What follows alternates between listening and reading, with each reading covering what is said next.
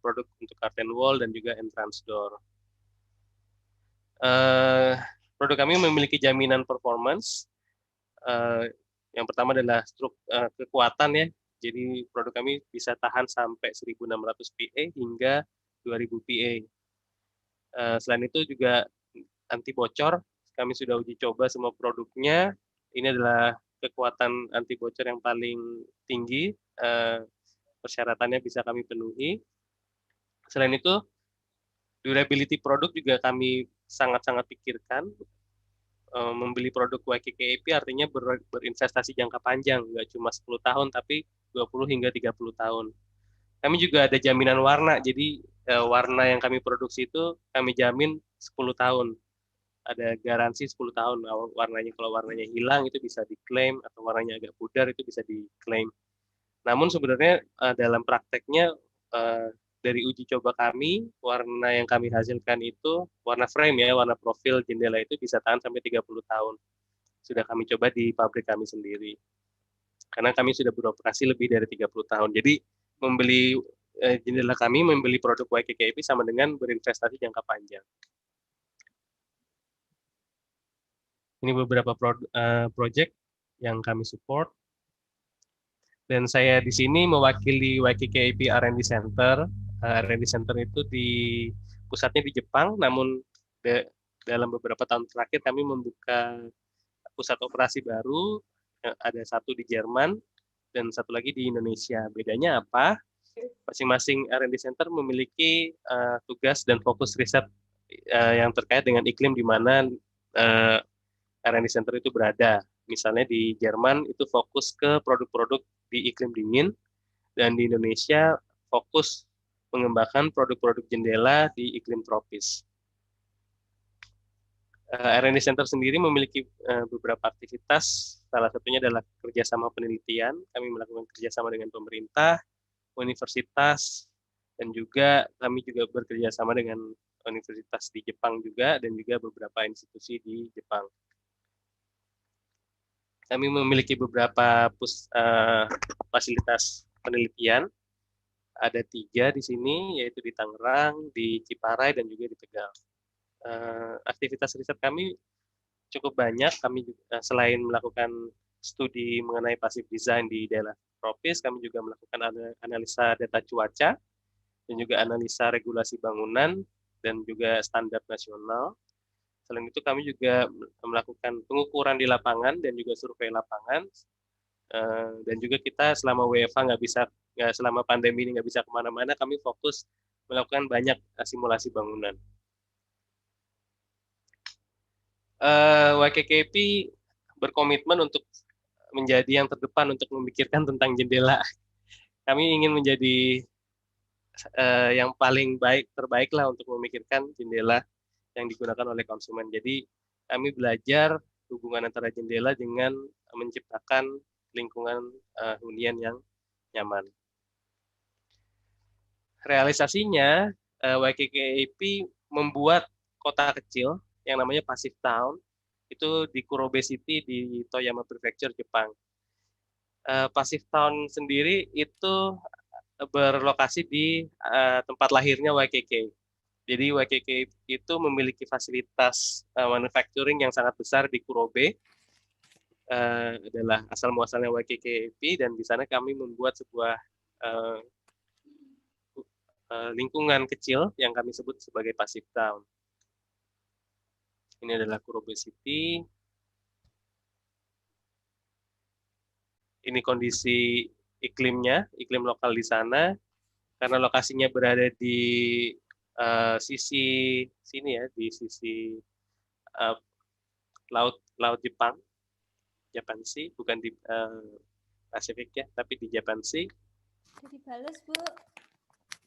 Jadi kami ingin tahu bagaimana kondisi angin di sana.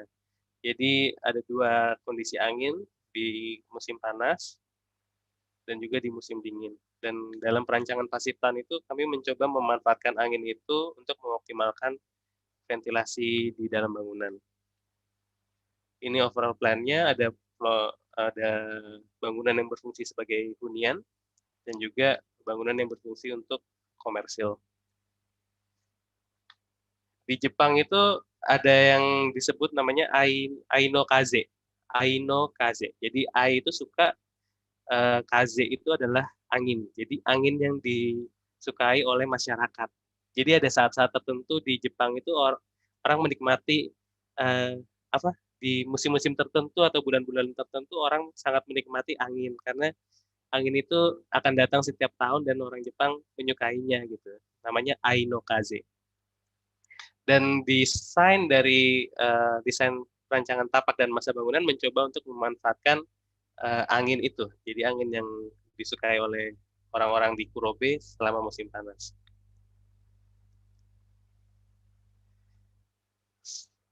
Selain itu, mempertimbangkan kenyamanan thermal, perancangan bangunan mencoba membuat sebuah buffer zone antara ruang luar dan juga ruang hunian. Jadi ada area-area transisi, ruang-ruang transisi yang bersifat fungsional selain untuk kegiatan pengguna, namun juga berfungsi secara thermal untuk mengurangi paparan sinar matahari ataupun sehingga ruangan di dalam ini bisa lebih baik kondisi thermalnya.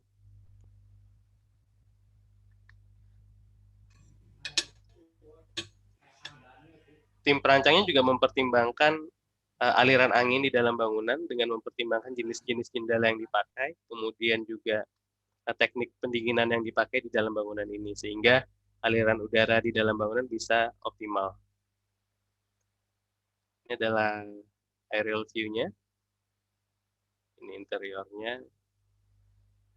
Yang menarik ada satu hallway di sini, ada satu koridor angin, dan di sini ada satu perangkat yang disebut sebagai evaporative cooling device. Jadi ini seperti batangan aluminium yang berisi air, dan dia karena berisi air, jadi dia dingin. Jadi dia terus melakukan evaporasi. Jadi di permukaan ini akan muncul butir-butir air yang sifatnya dingin. Dan angin itu akan melewati koridor ini. Jadi ketika angin melewati koridor ini, dia akan membawa udara dingin yang dikeluarkan oleh panel ini, evaporatif panel ini, menuju ke ruang-ruang lainnya. Jadi kalau kita lihat di sini, nah evaporatif panel itu ada di sini. Jadi angin dari luar akan masuk, kena dinginnya dari evaporatif panel itu dan membawa angin udara dingin itu masuk ke ruang-ruang yang lain. Ini sangat umumnya disebut sebagai evaporative cooling ya, evaporative cooling device. YKK itu memiliki beberapa lini produk yang bertemakan passive design. Saya jelasin satu-satu ya. Di sini ada outside blind shutter. Fungsinya kalau di siang hari itu untuk memblok sinar matahari, terus menjaga privacy, tapi tetap bisa memasukkan cahaya matahari alami dan juga angin ya. Dan di malam hari bisa full ditutup untuk security and privacy. Kita ada louver yang bersifat otomatis, jadi semuanya operasinya menggunakan remote control. Ini beberapa sistem operasinya, louver yang bisa disimpan semua. Ini terbuka 45 derajat, ini 90 derajat, dan ini benar-benar tertutup. Ada juga louver yang manual, yang dioperasikan menggunakan tangan. Ini tipenya misalnya ini di sliding, tipe sliding ya. Kami juga memiliki produk sunshade. Jadi pemasangannya bisa macam-macam, bisa ditaruh seperti ini, dari atas jendela hingga ke lantai. Jadi tergantung keinginan dari pengguna. Ada juga sangat simpel ya kelihatannya, namanya green bar. Jadi produk untuk menggantung net untuk tanaman rambat misalnya, atau shutter dari bambu yang kalau kita kenal di Indonesia ya, ada shutter dari bambu. Kemudian ini side pass, produk untuk bangunan gedung. Fungsinya adalah untuk night purge. Night purge itu adalah teknik ventilasi yang memanfaatkan dinginnya udara malam masuk ke dalam bangunan ya. Jadi ketika malam hari itu office boy di kantor misalnya gitu ya, dibukain satu-satu nih side pass-nya. Jadi ketika orang sudah nggak kerja, bangunan itu akan mendinginkan dirinya sendiri dan menukar udara yang sudah jenuh di dalam dengan udara yang segar masuk dari luar. Jadi efeknya adalah ketika side pass ini dibuka di malam hari, udara di keesokan paginya bisa lebih segar. Selain itu lebih dingin karena udara malam mendinginkan struktur di dalam bangunan. Jadi keesokan paginya suhu udara itu jauh lebih dingin hingga 3-4 derajat. Efeknya apa? Ketika kantor mulai menyalakan AC, beban pendinginan itu jauh lebih rendah. Karena misalnya biasanya dia harus mendinginkan ruangan dari suhu 30 derajat gitu ya. 30 derajat dia harus mendinginkan sampai 26 derajat. Namun dengan teknik ini, karena ruangan di keesokan paginya sudah lebih dingin, misal 26, jadi dia nggak terlalu berat beban kerja AC-nya. Kami juga memiliki sistem ventilasi yang tertanam di dalam frame curtain wall. Ini ventilation hole, jadi sistemnya tinggal digeser untuk membuka dan menutup sistem ventilasi. Ada juga produk balance way, sistemnya kayak jendela di Aula Barat atau di gedung filmnya LFM itu ya, kalau di ITB itu jendela yang bisa terus berputar, pivotnya di tengah itu, dan dia akan terus bergerak mengikuti angin. Jadi dia akan sistem buka tutup dan ada sensor di sini, ada sensor angin dan sensor suhu untuk menentukan kapan jendela itu dibuka dan ditutup. Jadi jendela ini akan membuang udara panas keluar dan dia akan menutup udara panas untuk masuk. YKKP nggak cuma produksi aluminium, tapi juga membuat batu bata. Namanya green brick. Jadi green brick ini batu bata khusus yang bersifat menyimpan moisture. Jadi dia akan menyimpan air, moisture, dan di saat-saat tertentu dia akan melepasnya melalui proses evaporasi. Jadi udara di sekitar brick ini akan menjadi dingin. Ada juga produk top light, ini masih jarang ya ditemukan di Indonesia, namun di Jepang karena rumahnya kecil-kecil, jadi memanfaatkan bukaan sebaik-baiknya. Jadi ini ada produk top light untuk rumah, untuk memaksimalkan ventilasi udara di dalam rumah. Selama situasi pandemi ini, YKKAP mencoba mengkampanyekan pentingnya ventilasi di dalam rumah, karena rumah juga perlu bernafas seperti manusia. Kita perlu udara segar masuk dan kita harus membuang udara yang kotor keluar. Rumah juga sama, jadi kita harus memastikan ventilasi rumah kita itu baik.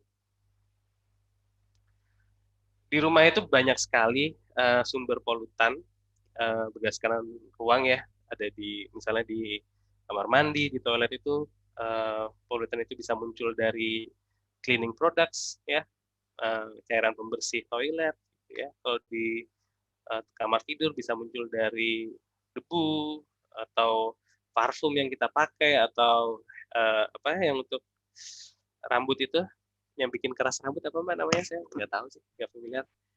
Itu apa, hairspray? Hairspray ya itu juga adalah salah satu sumber polutan. Apalagi kalau kita punya hewan peliharaan ya, itu juga salah satu sumber yang polutan udara di rumah. Selain itu juga banyak produk-produk sekarang ya yang menggunakan lem. Jadi misalnya kita beli meja yang dilapis HPL gitu ya, atau lapisan yang mirip-mirip kayu itu, nah itu dia merekatkannya ke dalam multiplex itu menggunakan lem, dan pada suhu-suhu tertentu lem itu akan menguap dan mengeluarkan racun. Nah itu racun itu harus dibuang dari dalam ruangan. Dan ini adalah isu yang belum terlalu umum di Indonesia. namun ada sebenarnya disebut sebagai sick building syndrome, di mana kondisi di mana pengguna bangunan itu merasa sakit ketika berada di bangunan, dan ketika dia keluar dia tidak merasakan sakit itu lagi. Sakitnya itu bisa berupa pusing, mata merah, sakit kepala, susah bernafas gitu ya, macam-macam. Kenapa penyebabnya? Salah satunya karena penggunaan bahan kimia di dalam bangunan. Selain itu juga COVID-19 sekarang salah satu tindakan preventif yang paling mudah adalah membuka jendela, membiarkan udara di dalam ruangan tetap bertukar dan tetap segar. Dan itu adalah solusi paling mudah yang direkomendasikan oleh para ahli. Jadi kami mengkampanyekan untuk membuka jendela dan ciptakan sistem ventilasi yang baik.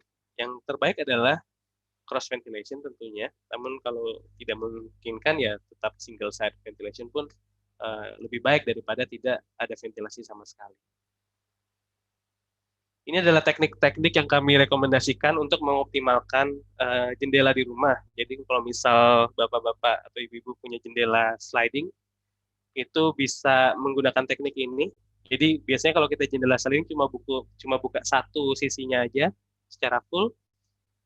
Namun kalau ingin mengoptimalkan sistem aliran udara, kita bisa buka dua-duanya. Jadi ada bukaan di sebelah kiri dan sebelah kanan. Teknik ini bisa meningkatkan sirkulasi di dalam udara, sirkulasi udara di dalam ruangan lebih baik daripada hanya membuka satu sisi saja. Kemudian ini sudah saya jelaskan juga kemarin, kita membuka jendela dengan sistem wind catcher. Jadi biasanya jendela casement kita buka seperti ini, sistem pemasangannya seperti ini. Jadinya nggak bisa menangkap angin dari samping ya.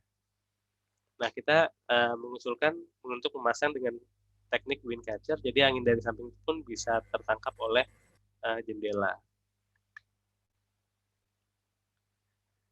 Kadang juga kita merasa khawatir untuk membuka jendela karena salah satunya adalah keamanan. Jadi anak-anak kita takut bila ada anak kecil di rumah, jendela malah menjadi sebuah sumber musibah gitu ya. Jadi kami ada opsi untuk memasang safety stopper di sini. Menurut SNI atau Standar Nasional Indonesia, maksimum adalah 10 cm, jadi sebesar kepala bayi. Jadi ketika kita membuka jendela, angin tetap bisa masuk dan kita nggak perlu khawatir ada kecelakaan yang terjadi. Kemudian juga kita juga mengusulkan kalau punya rumah 2 lantai gitu ya, kita buat bukaan di bawah dan di atas. Jadi kita mengalirkan udara dari bawah yang bersifat cenderung lebih panas, kita buang ke atas. Jadi udara di level bawah itu bisa tetap dingin ya. Jadi dan juga menciptakan pressure. Jadi udara itu akan mengalir dari ruangan satu ke ruang yang lainnya. Salah satu kekhawatiran pengguna di Indonesia juga dia banyak yang tidak mau membuka jendela karena takut akan ada serangga, terutama nyamuk yang masuk ke dalam ruangan. Nah, jendela YKKAP semua jenisnya menawarkan insect screen atau mosquito net ya. Keunggulan mosquito netnya itu sendiri adalah kami memiliki benang-benang atau jaring-jaring yang lebih tipis ya ukurannya. Jadi akibatnya area bukaan untuk angin masuk itu jauh lebih besar. Jadi lebih 20% lebih luas daripada standar yang ada di pasar. Selain itu jaringnya juga lebih tipis sehingga hampir nggak ada bedanya. Maksudnya kita bahkan nggak merasa kalau ada insect screen terpasang di jendela itu karena kita tetap masih bisa melihat dengan jelas keluar. Kemudian ini juga salah satu produk ventilasi yaitu ventilation door.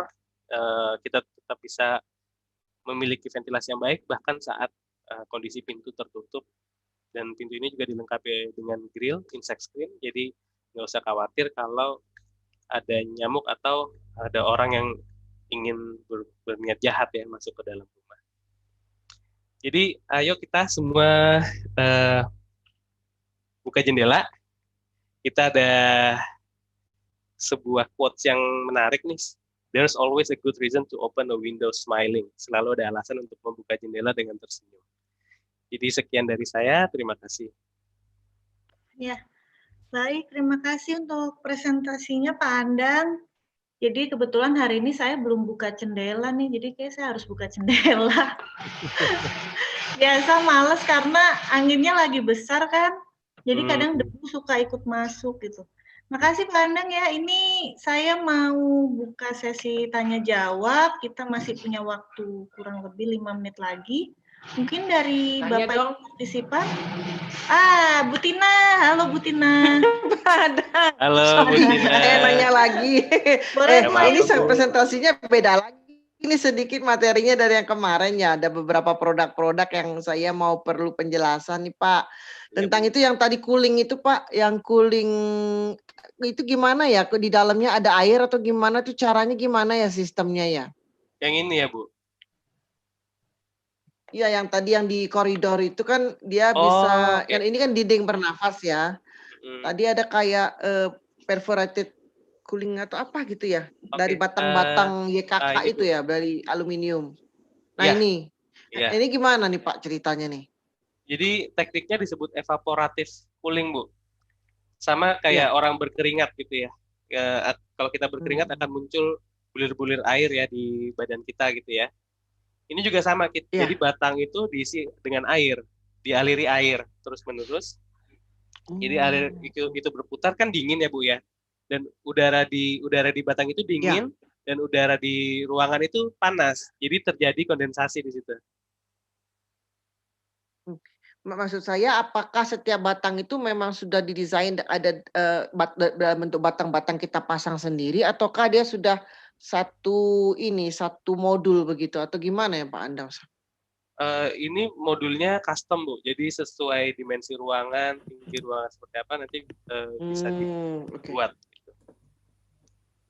Siap. Oke, terima kasih Pak. Sama-sama Bu.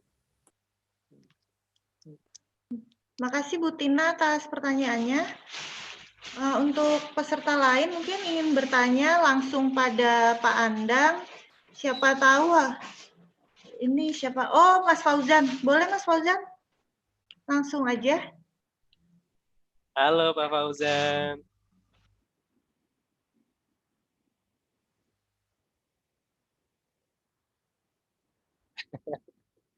Oh gitu.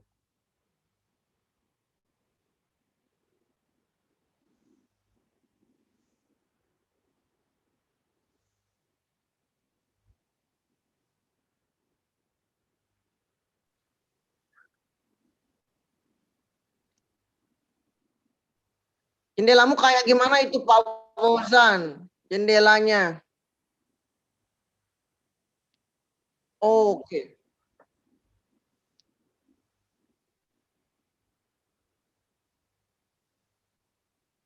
Ada. Oh ya.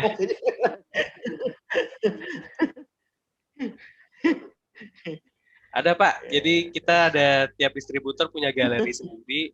Cuman galeri distributor ya. Tapi kami merekomendasikan untuk datang ke galeri kami di Jakarta. Ada di daerah Slipi. Di sebelahnya Rumah Sakit Harapan Kita. Nah di situ bebas. Terutama Bu Tina ya kemarin sering mengusulkan kepada klien-kliennya untuk menggunakan YKKMP. Mungkin sebelum dipasang bisa diajak kliennya ke galeri kami. Namanya Presentation Space Jakarta. Itu bebas. Ah gitu ya. Silahkan, tapi janjian dulu sama salespersonnya Bu, Pak, gitu ya. Oke. Ya. Mau nanya boleh? Boleh, Bu Ima. Pak Andang, saya mau nanya ini kan kalau kita yang pengguna private gitu ya, itu berapa sih jumlah minimum yang bisa dipesan? Bukan satu proyek yang harus berapa puluh atau berapa ratus jendela gitu. Kalau yang paling sedikit itu gimana ngitungnya untuk kepentingan individual? Terima kasih Bu Hima pertanyaannya. Jadi kami nggak ada minimum order Bu, terutama untuk yang Nexta ya. Juga boleh ya. Sebatang juga boleh Pak. Khusus kita ada boleh. ada bagiannya sendiri Bu, saya di. Jadi Untuk minimum order, jadi ada dua jenis produk ya. Jadi dua jenis lini produk, ada Nexta dan ada Fility 70. Memang Fility 70 itu targetnya middle market dan Nexta itu untuk middle upper market. Jadi secara harga Fility 70 itu lebih murah. Namun Fility 70 ini dikerjakan oleh distributor. Jadi saya buka-bukaan aja kalau secara distributor itu maunya yang partai besar semuanya, mau proyek-proyek yang besar. Jadi dia jarang mau mengerjakan yang 1-2 item. Namun untuk Nexta kami bisa mengerjakan bahkan kalau cuma ada 1 item aja itu tidak ada masalah sama sekali, Bu. Gitu. Tapi ininya harus ke Jakarta, nggak bisa lewat distributor. Pasti lewat distributor, Bu. Oh gitu. Jadi distributor kami ada 2 juga. Jadi distributor Nexta, ada juga distributor Fility. Oke, terima kasih. Bedanya saya penjelasan tambahan lagi, Bu. Kalau Fility Nexta itu semua produksi barang itu akan keluar jadi dari pabrik kami di Tangerang. Tapi kalau Fility itu barang akan keluar jadi dari pabriknya distributor, Bu. Oke. Oke, terima kasih Bu Hima. Pak Andang, ini ada pertanyaan terakhir dari Bu Widi, katanya tidak ada mic ya. Katanya nanti kalau sudah tidak COVID, apa memungkinkan ya untuk membawa mahasiswa ke galeri YKK? Wah, senang sekali kalau bisa datang. Saya nggak mau ngajak ke galeri aja. Saya mau ngajak ke sini, ke R&D Center kalau bisa. Kemana, Oh, iya. Pak? R&D Center di Tangerang. Silakan, sangat Tangerang terbuka. ya? Iya, ini kantor saya. Kalau saya kantornya di Tangerang. Kalau galeri sales dan desain itu semua di Jakarta. Oh ya, siap Bu Widi, sudah terjawab ya Bu. Baik Pak Andang, ini karena waktunya sudah habis dan mau masuk giliran berikutnya, ini pesan terakhir ada dari Pak Hanson. Pak Andang, saya minat jadi distributor di Bandung katanya. Setuju, jadi belinya ke Pak Hanson aja kalau mau Jadi, pesan sepotong. Pak Hansen iya. udah sering ke YKK Pak Hansen.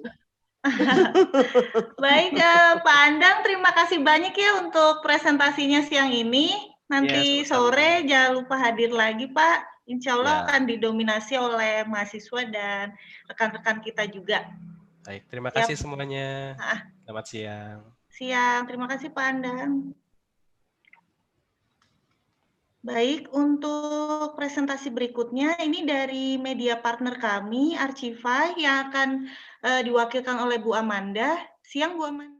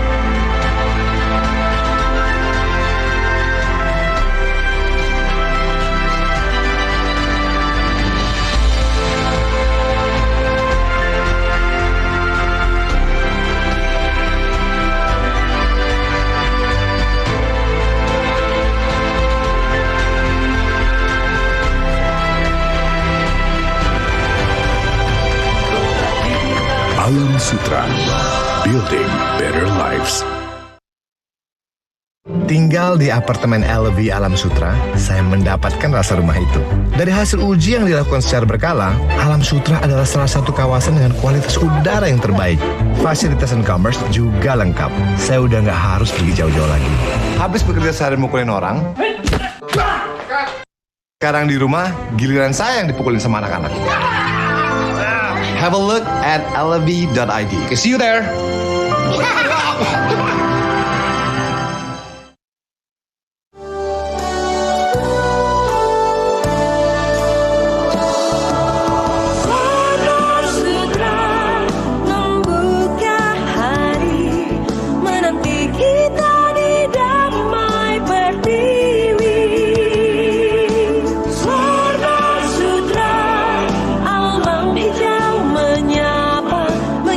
Kita di hangat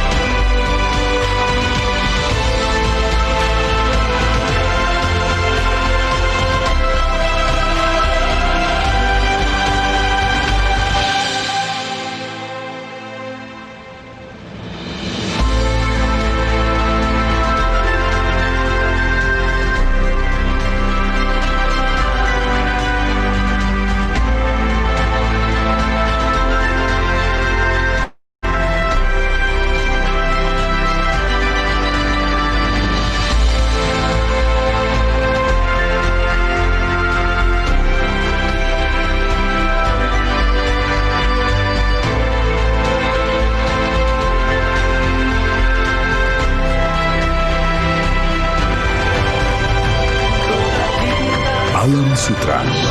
Building better lives. Tinggal di apartemen LV Alam Sutra, saya mendapatkan rasa rumah itu. Dari hasil uji yang dilakukan secara berkala, Alam Sutra adalah salah satu kawasan dengan kualitas udara yang terbaik. Fasilitas dan commerce juga lengkap. Saya udah nggak harus pergi jauh-jauh lagi. Habis bekerja sehari mukulin orang, sekarang di rumah, giliran saya yang dipukulin sama anak-anak. Have a look at lv.id. See you there.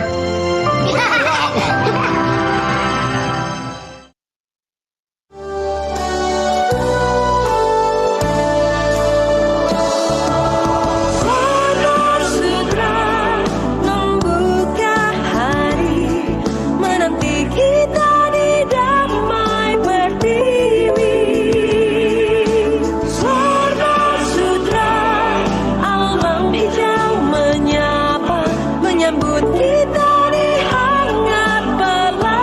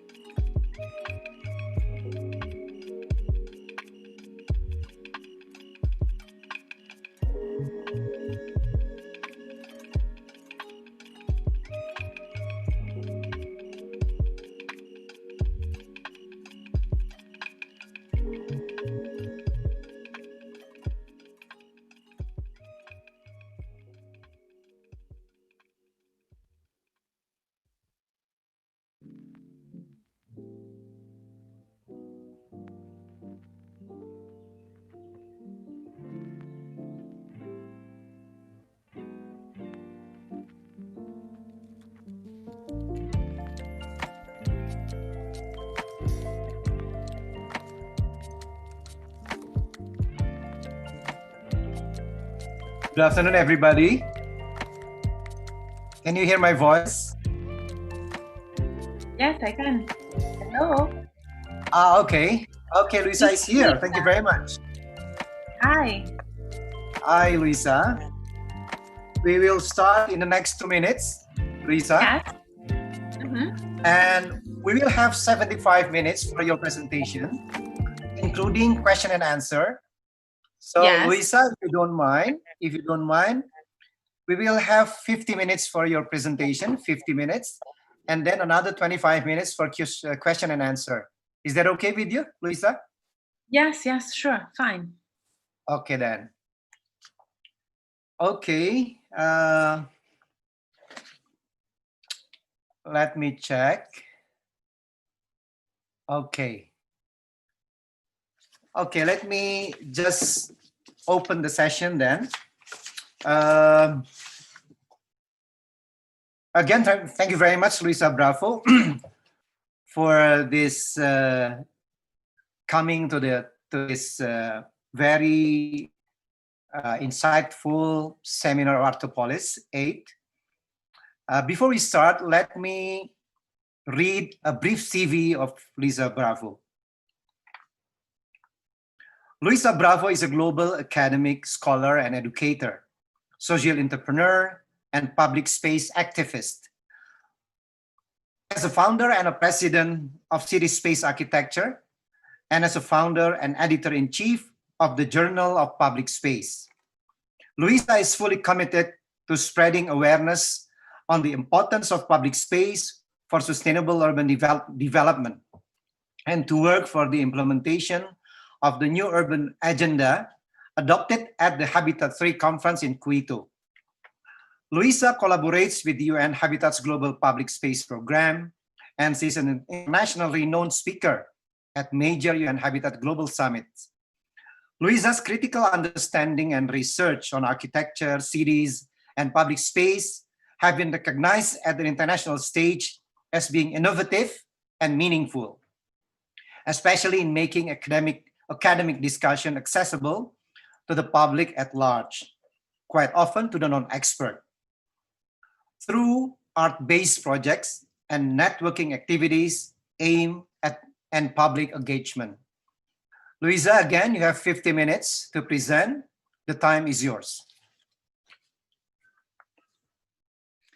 Thank you for this very kind invitation of you. I'm very happy to join this Arte-Polis conference and to give my perspective on public space, which is a central topic during this COVID-19 pandemic. As you mentioned, I work with the Global Public Space Program of UN Habitat, the United Nations Human Settlements Program. So today I will talk about the public space on a global perspective, and especially related to the new urban agenda that has been adopted in 2016 in Quito during the Habitat 3 conference on housing and sustainable urban development. I'm sharing my screen now. Yes, please.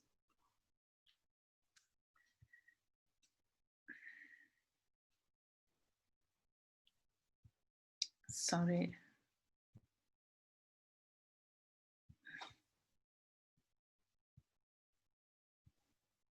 Okay, here.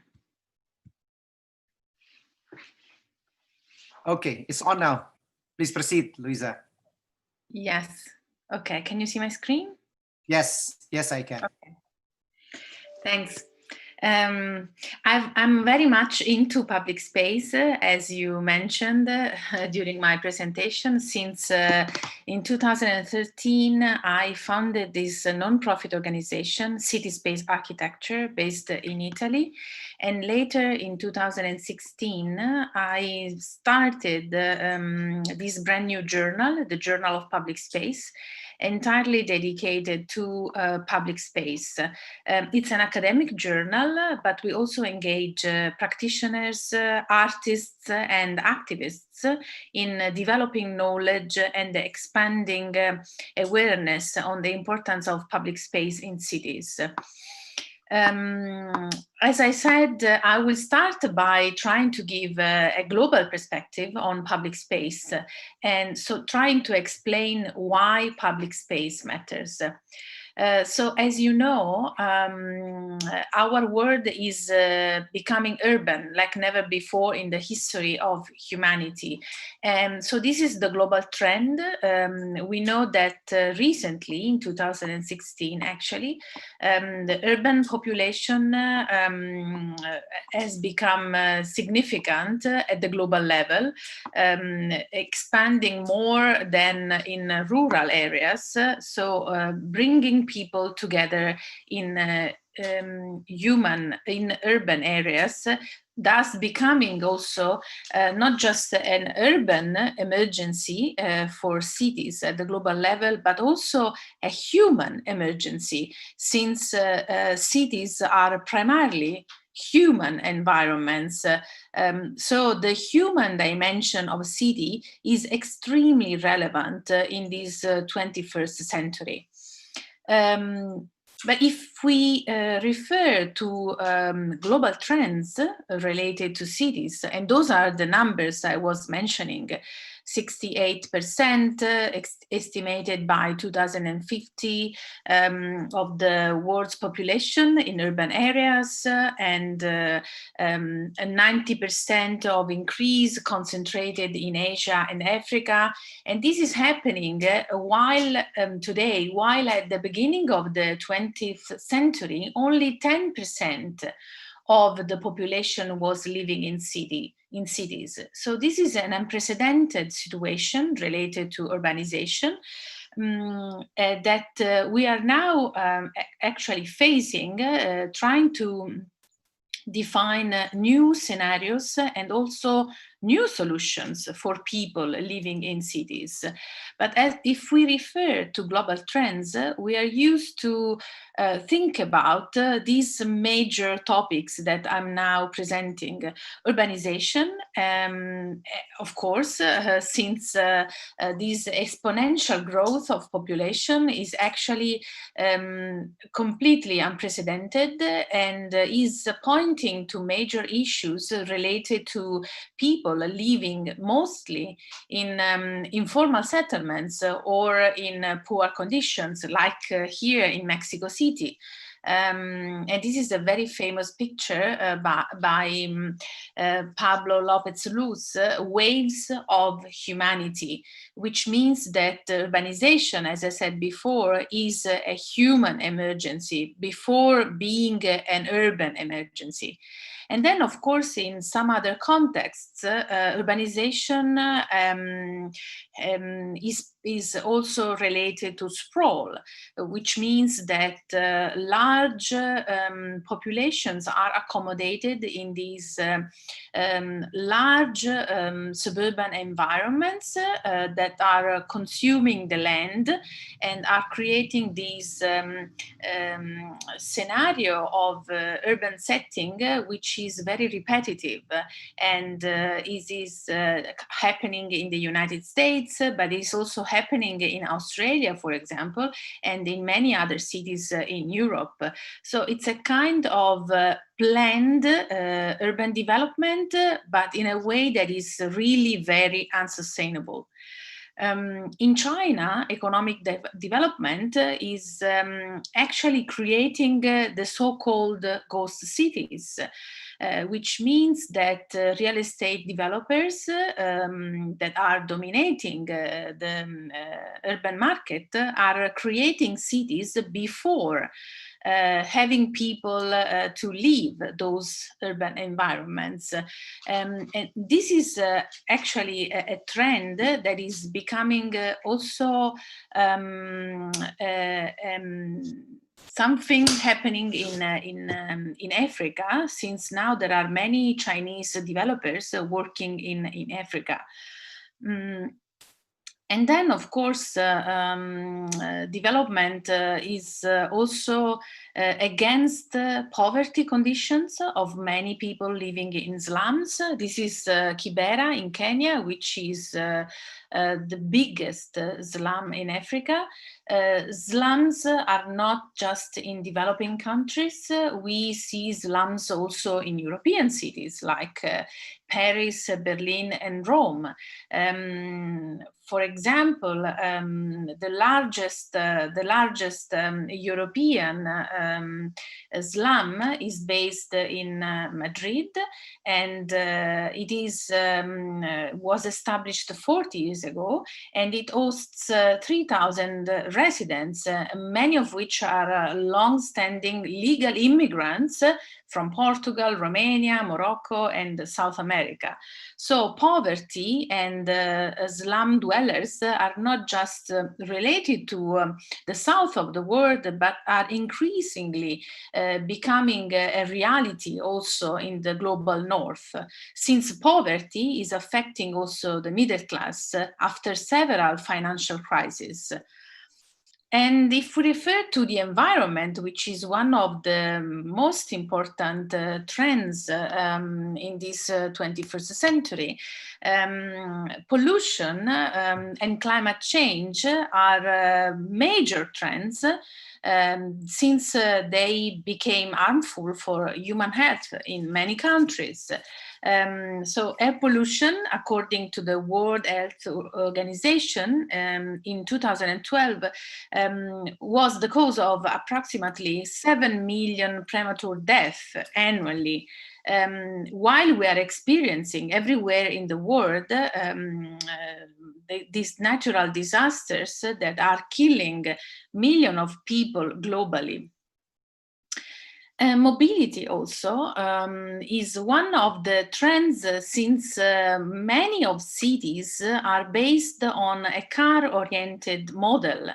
And so mobility is now part of the global discussion, because while there are cities and countries that are still perpetrating this car-oriented model, there are some other cities that are actually trying to establish a new kind of soft mobility system based on pedestrians, cyclists, and reducing the impact of automobiles cars in urban environments.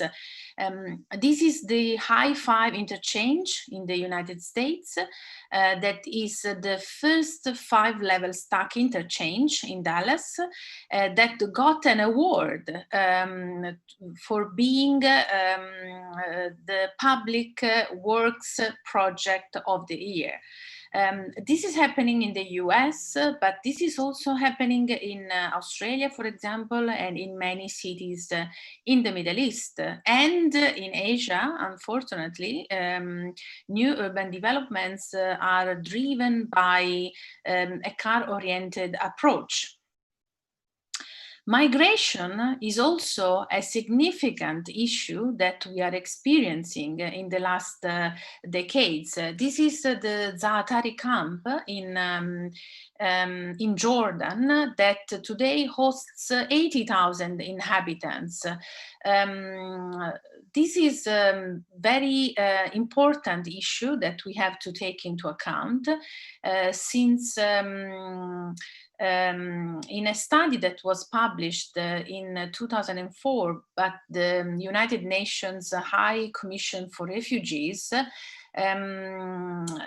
it was clear that the average duration of major refugees situations has increased from 9 years in 1993 to 17 years in 2003. So that means that in just one decade,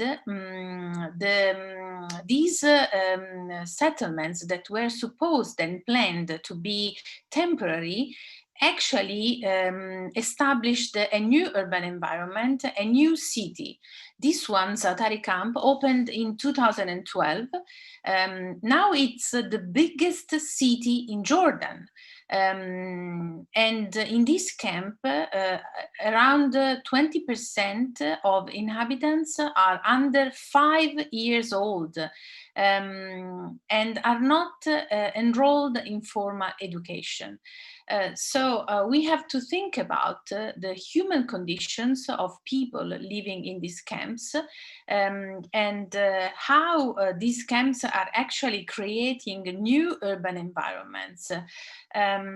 Today, around a quarter of the world's urban population lives in slums, but soon 1/3 of humanity will live in a slum. And if we think about who is leading the market and who is owning the city, we have to think about privatization trends. And this is extremely relevant for public space design. In 2011, the London Assembly published this report titled Public Life in Private Hands, Managing London's Public Space. So the issue was to think about how privately owned public spaces were actually changing the way the city was designed, planned, and managed, and how those privatization trends were creating restrictions for people to freely use public spaces and public facilities. And of course, if you are in a private property, as you can see here in the image, there are many restrictions that are limiting your freedom to be or to do in the public domain. And privatization is also opening the way to social injustice. This is São Paulo in Brazil, and you can see the Pairisópolis favela next to a very wealthy neighborhood. And again, this is about poverty, this is about slums, this is about social injustice, since, it seems that for some of those informal settlements, actually governments are not able to find solutions and to create a more just environment for all. Now, in this idea that I just gave briefly regarding global trends that are part of the main discussion related to contemporary cities, I would like to start the discussion around public space. Where do we place public space around all these global trends that are actually very challenging for political representatives, also city officials.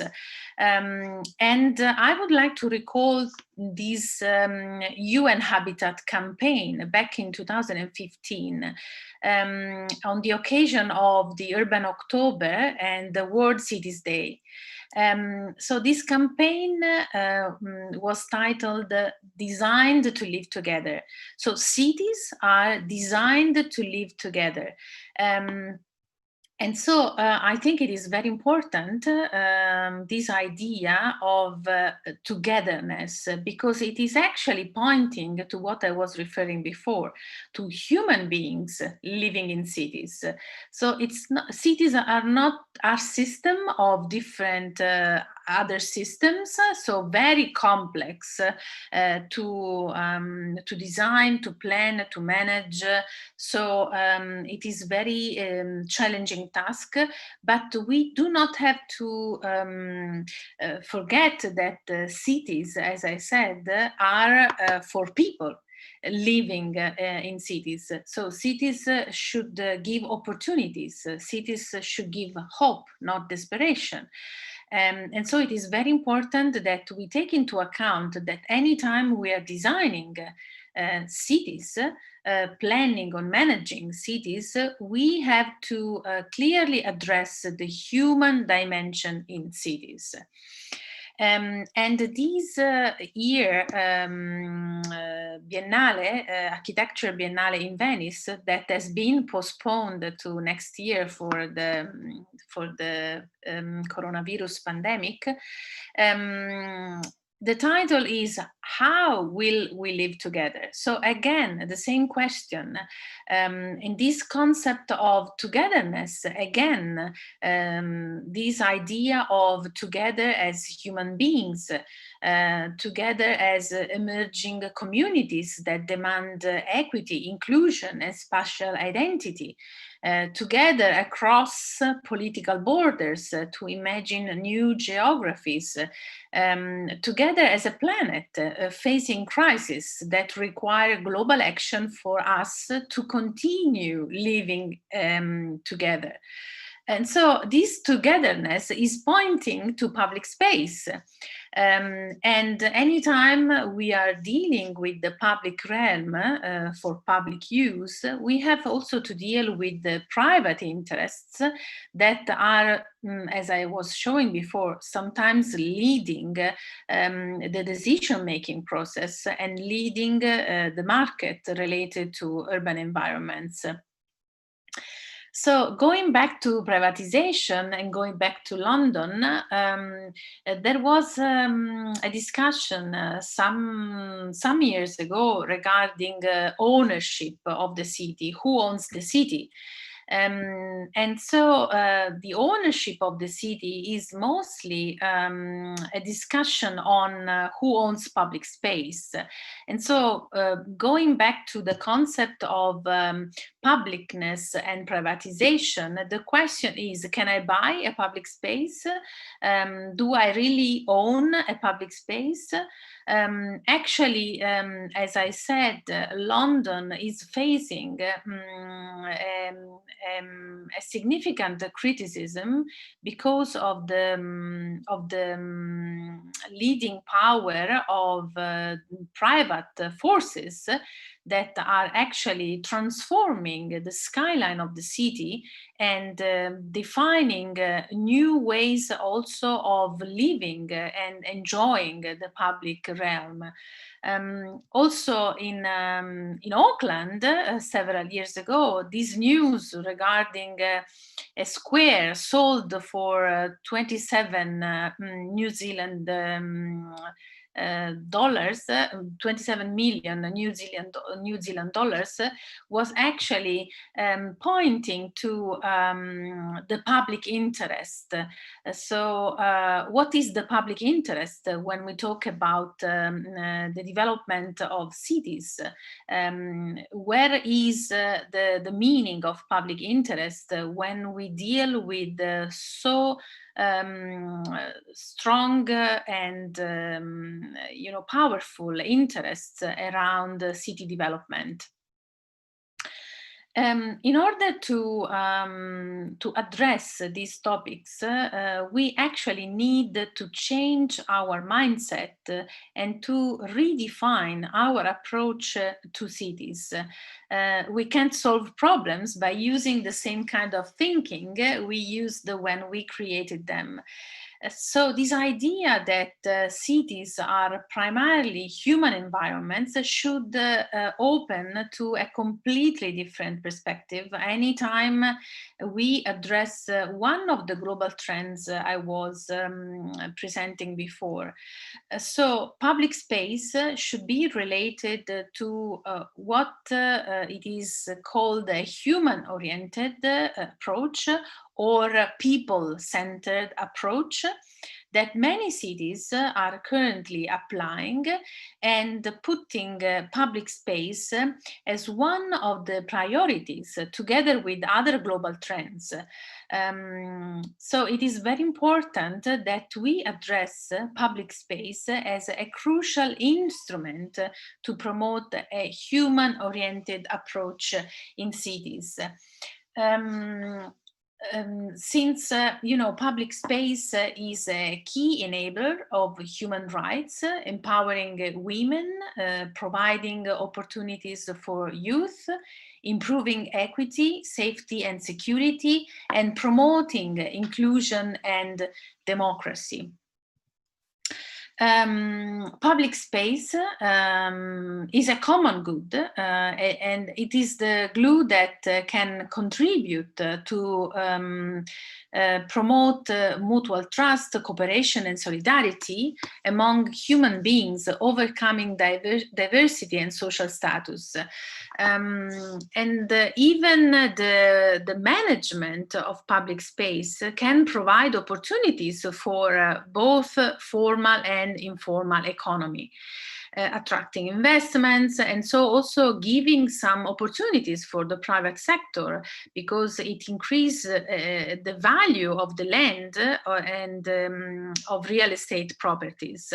When we talk about public space, we do not just refer to outdoor spaces, open spaces, but we also refer to markets, libraries, museums, and other public facilities. So public space is intended as a backbone for a network of significant spaces that can accommodate everyday public life, and that create that human vibrancy and livelihood that is the character and identity of every city.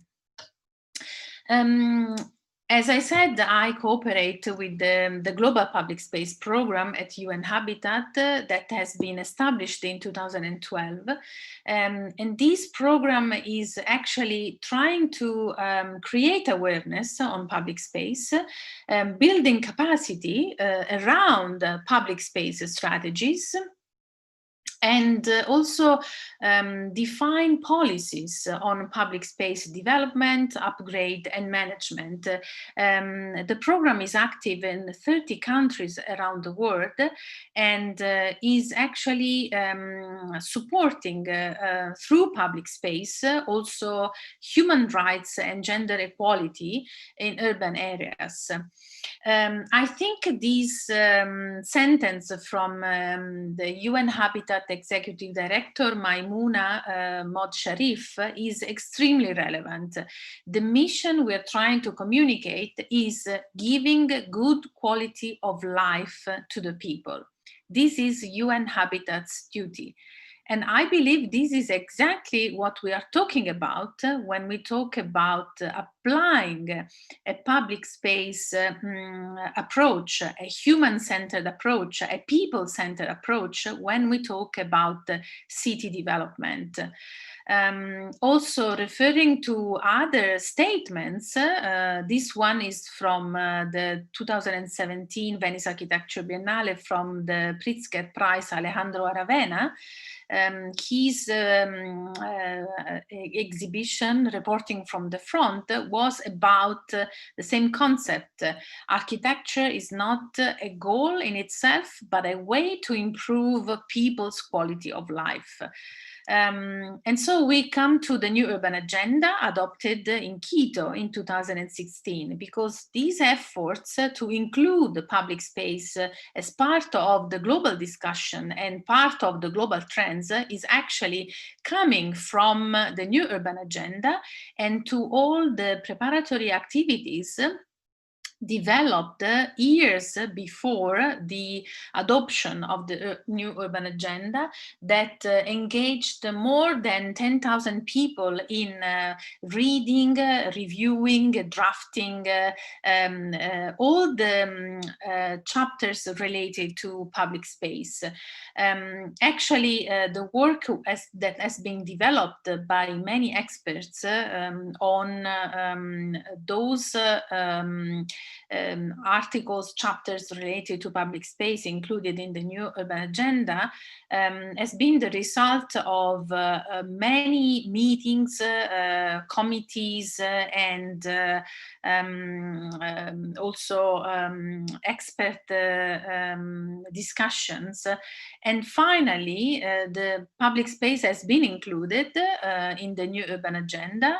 You know that this agenda is an action-oriented document that is supposed to lead the discussion on cities for the next 20 years. So it was crucial to include the public space. I pointed here to the paragraph 37, where the definition of public space is very clearly addressed, but public space is also included in some other articles and paragraphs. And I would like to refer also to the UN Agenda for Sustainable Development, the SDGs. Public space is part of SDG 11 with target 11.7 and indicator 11.7.1. And so the commitment is to provide by 2030 universal access to safe, inclusive and accessible green and public spaces, in particular for women and children, older persons and persons with disabilities. So what is the approach then that we should redefine to cities in order to apply that human-oriented, people-centered approach, and in order also to promote a public space strategy? So as you know, there are two different forces. Anytime we are defining conditions to transform places that we inhabit, we always have the local government, and so the top-down approach, but there are also non-profit organizations, community groups, and grassroots initiatives from the bottom up that are leading urban change. So I tried here to summarize some key recommendations from these two different approaches, top-down and bottom-up. So for top-down, but the idea is that we try to understand also later how we can combine these two different approaches. So let's start with this one, top-down. So first of all, try to apply a citywide public space strategy.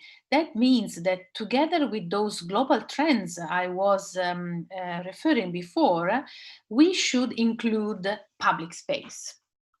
I mean, it is something that requires a specific expertise, because we experience that many times local governments are kind of unprepared when talking about public space. So it is important that also city officials and decision makers sitting at municipality offices are fully aware of what developing a citywide public space strategy means, because that is the starting point, that change in the mindset I was referring should start from the top-down approach. So having this ability to understand why public space matters and why public space should be one of the priority is a key issue that we should try to address when talking with the municipalities and local governments. So public space should be a priority in the city layout. So try to start with public space. Anytime you are in a discussion with local governments, trying to ask them what they do for public space, how they design, how they manage, how they think about public space as a priority in the city layout, and how they are promoting walkability and human scale approach. This is about mobility, as I was referring before, but it is also about giving priority to people when designing a street, for example, or when defining accessibility, or when trying to achieve inclusivity in public space. Of course, I'm not saying that we should remove all cars and that all pedestrians should take center stage in design of public space. Actually, we need to promote integration with the efficient public mobility. So it is important that we redefine priorities without forgetting that still people need to move inside the city. So mobility is also a key issue, but we have to understand how to promote a more sustainable mobility in cities, also because of environmental issues that I was referring before. Also, public space is not just about design. Of course, for city officials, public space is mostly a top-down activity, but the idea of engaging stakeholders from the private sector and also from the civil society is a growing and significant asset that many cities are applying through participatory laboratories, participatory budgets, and some other strategies intended to incorporate different opinions and perspectives and solutions also related to public space. If we now move to the bottom-up approach to human-oriented design, we actually, as I was saying, we actually should promote what it is intended as co-design. So it's not just engaging multi-stakeholders, but give them the opportunity to be part of the process of designing, thinking, and imagining public space and city development. So, I mean, it's not just a requirement from the law that you have to define those participatory lab, but there is a need to engage stakeholders, especially from the civil society, into the process that is leading to transformation. So it's not just collecting opinions, writing a report and put it in the document related to public engagement. It is more than that. It is about listening and defining capacity for the civil society to be part of co-design and transformation of cities. And this is extremely relevant because for public space, we need context-based and sensitive design solutions. So it is extremely relevant that we understand what the society needs. And this is coming only from those who live their environment, their public spaces everywhere, every day. And so that they can say what it is working, what it is not working, and how they would change or adapt or transform the urban environment surrounding their neighborhood or the small garden close to the place where they live.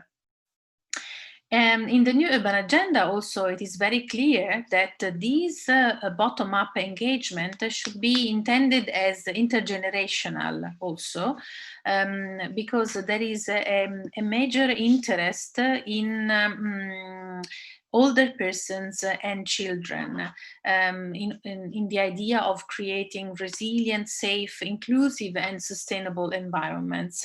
And in the way of engaging so many different stakeholders from also an intergenerational approach could also come some creative interventions related to imagination, sense of belonging and emotional attachment. Since, as always public space activists repeat, public spaces are for all. And this is what usually during those multi-stakeholder meetings on public space, community leaders repeat. Public spaces are designed for people, with the people, and by the people. This is extremely relevant that we understand how human beings are part of the process of understanding, defining new knowledge, sharing that knowledge and cooperate in redefining urban and human environments. So I'm now showing some pictures as case studies on public space. This is a selection, but of course you could refer to so many other public spaces around the world. Just to give some keywords related to public space, I think you all know the High Line in New York City. So this was an elevated railway road that was transformed into a very successful public space by a landscape design. And now, I mean, this very successful public space has generated a new value for all real estate properties facing this new public space, and it is really redefining the character of the neighborhood with this vibrant elevated promenade that is actually leading to the central core of New York City. This is another public space in Denmark that was also designed, so still again a top-down approach from a major architecture firm, and that was actually, this is just a part of the public space because that is much bigger than that, and was designed to accommodate different cultural groups living in this neighborhood through the use of different design solutions with colors, green, pedestrian pathway, bicycle lanes. But also public space is about imagination. And this is an artistic performance by Plastik Fantastik, which is a German cultural agency working on these plastic bubbles in different urban and non-urban settings around the world that are creating safe and inclusive environments, but full with creativity and imagination. This is a co-creation, as I was mentioning, in Guadalajara, in Mexico. This is an artwork by Boa Mistura, which is an art collective based in Madrid, in Spain. They work especially in the Global South to redefine identity of poor neighborhood like this one. And so they have, with painting, they have recreated the environment full of color and giving a new identity, especially because these painting, this mural on the ground and on the facade of all the buildings were co-created with the community. This is another project in Durban, South Africa. This was a leftover space related to major mobility system with some episodes of crime and violence that has been transformed into a public market that is a public space now controlled and managed by vendors, street vendors, and becoming a safe environment for all. In New York City, the famous transformation of Times Square from a car-oriented space to a people-centered space has generated a lot of initiatives where people take center stage. And this is yoga time at Times Square. So many are just in the middle of the street, reclaiming public space for daily activities. In Toronto, Canada, this underpass became a venue for some artistic performances, thus becoming a nice and attractive promenade for people. Also safe because it's away from streets and cars. And has several benches, so it's also a place to rest, to play, and to enjoy the public domain. And this use of underpasses is actually becoming quite successful in many other cities. So also this idea of thinking what a public space could be. So as I mentioned, public space is not just open spaces, but it is also indoor public facilities, and in this case also a space that was not intended to be a public space, but can be actually a public space through these creative reuse. This one also, this is a playground in Paris that was redesigned, full of color in a small courtyard. So that is not exactly the size of a playground, but it's nice to see how, I mean, this was not, again, planned to be a public space, but now it is a very attractive space for play. Artists are also populating public space with a lot of meanings like this one. This is a campaign promoted by this American artist, Candy Chang, Before I Die. She created this blackboard on the side of a building that was about to be demolished.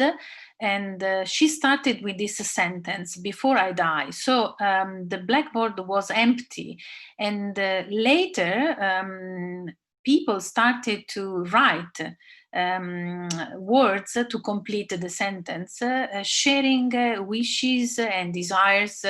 thus creating this kind of emotional meaning related to humans living in that neighborhood and sharing their inner desires in order to contribute to redefine the meaning of the neighborhood and of the public space. And recently, with this COVID-19 pandemic, we saw several attempts to redefine the way people can live together in public space.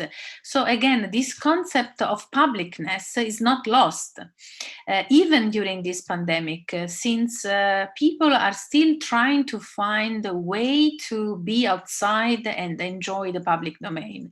So this is Domino Park in New York, and those social distancing circles have become very famous and replicated in other parks in other cities.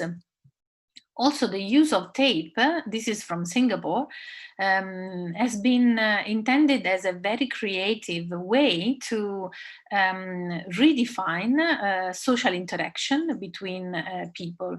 So again, as I said, we have to constantly learning from the process of making public space, since public space is not just an end product, it is mostly a process.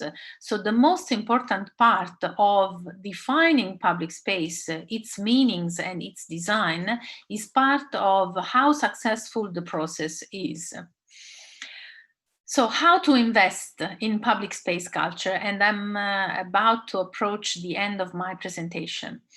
It is very difficult actually to convince public officials and the private sector to invest in public space culture. So who is taking profit of public space? Who can benefit from a very good and very well designed public space? Only the people that are living in the neighborhood, families, older persons, children. But what is the value that public space is giving to administrations and private sector? First of all, as I said, we have to think about a human-centered approach.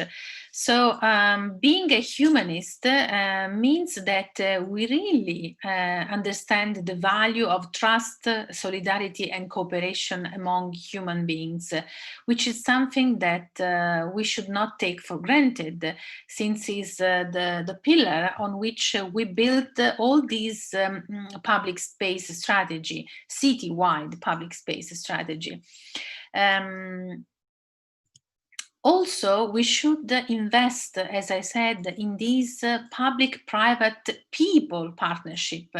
Currently, the mechanism of financing public space is mostly based on a public-private relationship. But I think it is extremely relevant that we include the people in the equation. And this is also part of a very well-known resolution from the United Nations, The Future We Want. In this resolution, United Nations recognize the importance of the civil society in being actively engaged in sustainable development. So, as I said, the engagement of people in the public space discourse is extremely relevant in order to create successful public spaces. And of course, when you establish this partnership between public, private, and people, you also share a responsibility with the people, especially in terms of management of public space. Since public space have a very long life from design, implementation, and management. So we need to understand also who is taking care and who is taking responsibility for that. So what can you do in order to promote a public space strategy and together with that public space culture? So 5 tips here, and I'm closing my presentation with these recommendations. Always reclaim urban space for public use. This is extremely important that we understand why public space should be public and for public use. At least if we deal with the public space that is privately owned, we should try to define an agreement with the private owner that is leading to public interest. Also, it is very important to promote a public space program for youth, since we need to promote that public space culture for future generations of global citizens. Art and cultural engagement are also extremely relevant to give a diverse, complex, and emotional value to public space. Also remember that public space is a collective effort, so you are not alone when you promote public spaces culture, but you have very good allies in working on this awareness for everyone. And also it is very important that we do not over-design or over-manage public space. It is extremely important that we give space to spontaneous activation of public space. So also policies from a top-down approach should be very, very flexible. Thank you for your attention, and I would like to then say that in the chat room later, I will give a very short introduction to what we are doing as a city space architecture and the Journal of Public Space in order to promote public space strategies and public space culture. Thank you. Thank you very much, Luisa, for a very insightful presentation. I believe it will generate many questions from the audience. We have already 2 questions. Let me read it for you. Yes. Oh, no, it's more. 3 already. Yes. The first one is, the movement and the growth of the people is always faster than the infrastructure development. But when government tries to predict the growth and provide the city first before the people, some new cities end up to be ghost cities, as you mentioned briefly about it in your presentation. Why do you think this happened? What was missing in the planning? Thank you. Yes, that's a very good question, actually. That now, I mean, the awareness on public space is slowly becoming relevant also at the political level, but we still need to work really very hard since, as I said, public space is not currently a global trend, is not a priority.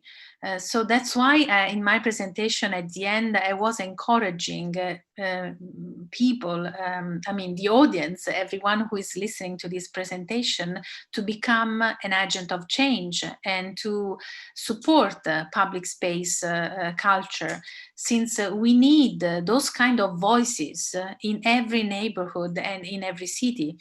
Because otherwise public space can quickly disappear. And with public space, we will see disappearing also our life in cities, because we do not want, I think we do not want to live in enclaves or private environments where we are not allowed to be in the public domain and to be part of a community and to experience enjoyment and happiness in being outside and enjoying our city and our public activities. It is very difficult. I'm aware of that. I'm not telling you, that is easy. Actually, it is very, very complicated.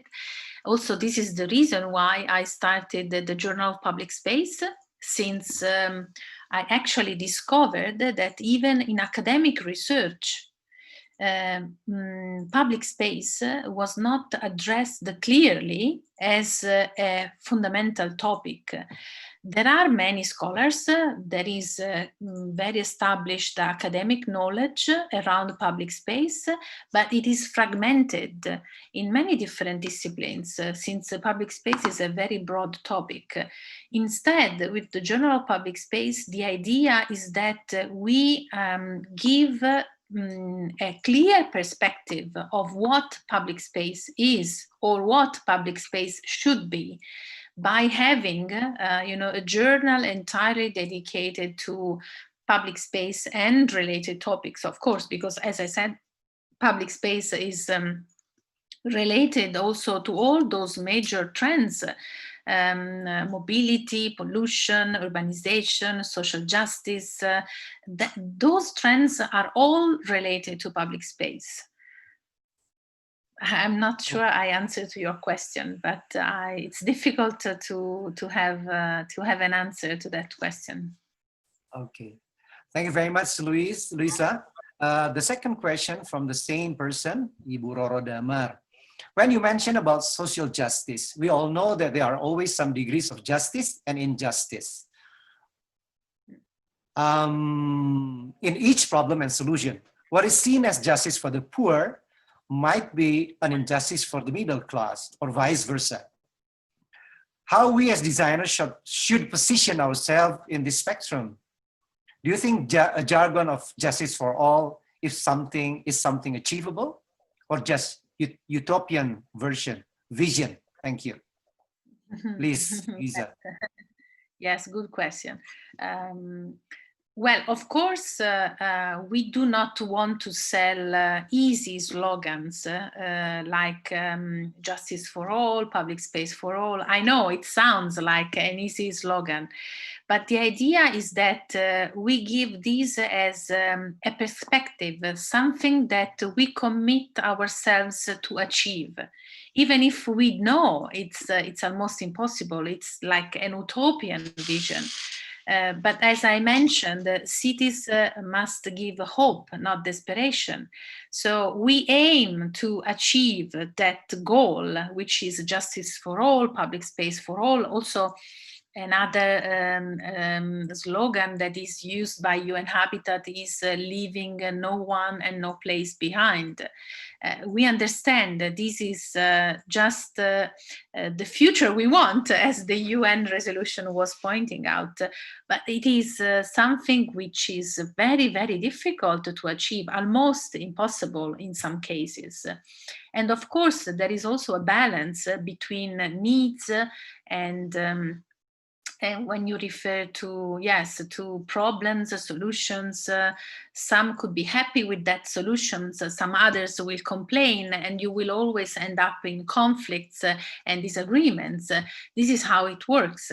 But that's why it is extremely important that you engage as many as possible in the discussion. But even doing this is extremely difficult, extremely complicated. To understand how people would react in, seeing that transformation happening next to the place where they live. So you try to engage as much as you can people in the discussion, so that they can envision something, because it will really happen in the public domain.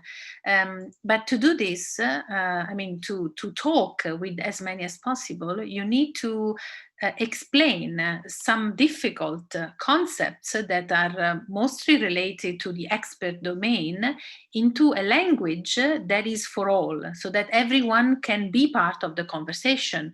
Because at some point, experts take the lead because of the complexity, of the urban environment. So the most important part is that as soon as you have engaged people, stakeholders, and community groups in the conversation, you are able to translate complex issues in a language that can include as much as possible in the discussion, and back from what you get from the discussion, those issues translated again into the complex domain of the expertise required to find solution. So again, very, very complex. Thank you, Lisa. I would like to invite Fauzia Prabarini to ask the questions. My colleague will help you with the unmute your speaker. Okay, Fauzia, still there? Fauzia, please, you can ask yourself now to Luisa.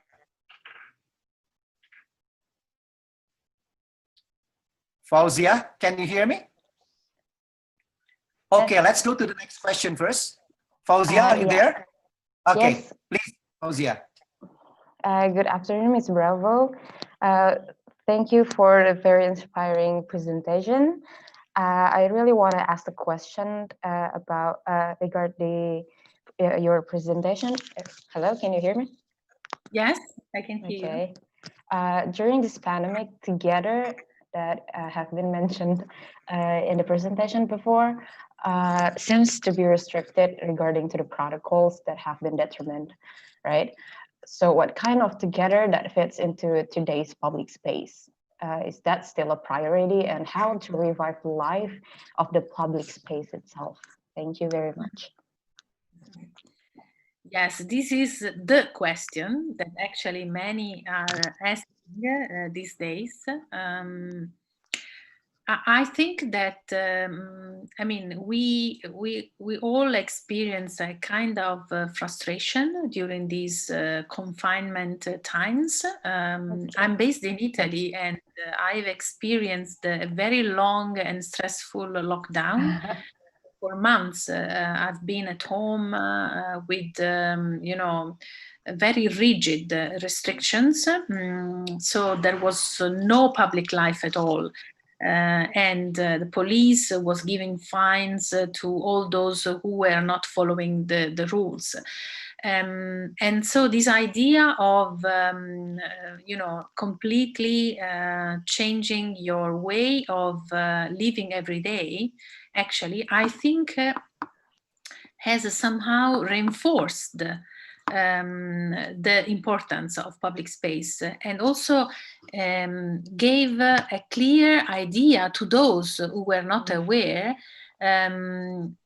about what public space is and why we need public space. So there was no togetherness during the lockdown, but there was this longing for togetherness, and to go out again and to restart again our daily routines. Of course, this is not possible, but this desire of being out and trying to go back to normality is something that I think many of us have, all of us have experienced. So now there are restrictions in place. Life is different. We do not know, nobody knows if we will be able to be together in the public domain as we were used to be before. And actually, some cities are now trying to understand how public space can become a solution, because I mean, after being neglected, underused, underdesigned, somehow abused in many cities, public space is now becoming something that cities should be take care of. And I saw a lot of competitions during these months on future public space. So because people need ideas, new ideas. So how to revive the life of the public space? I think that public space is now playing in our mind as a desire for something that we do not have. We no longer have, but that we want to have. And so it's very difficult to think about how social interaction can still happen, and if people will still appreciate being together in the public space because of this sense of unsafety. I do not feel safe now in public space, and even this idea that I can no longer behave as I was used to before in public space is affecting also the way people understand and perceive public space. So I do not have an answer, but I can tell you that I've been contacted by several governments and municipalities to write a manual regarding public space after the pandemic. So it's important that this is now becoming a topic for municipalities. Thank you, Louisa. And I would like also to invite Imelda Akmal. Ibu Imelda, could you please ask the question by yourself to Louisa, please? Ibu Imel. Okay, then let me. Ibu Imel, can you hear me? Yes. Yeah. Yeah. Could you please speak louder? Okay. Ibu Imel. Yeah. Right. Hi, Louisa. Hi. Hi. I'm Imelda. I'm an architect, but also writer for architecture periodicals and publication. So my question about public space. Public space is very important for mental health, in my opinion. Yes. It's for meeting people, for socializing, gathering, relaxing, and also to reach the open air, fresh air. Especially in Indonesia, that we have very dense kampung or housing villages. So, however, during the pandemic, government closed most of the public space. So to avoid the grouping, to avoid the spread of coronavirus. What's your opinion? Is there any solution or any other way that can still maintain our?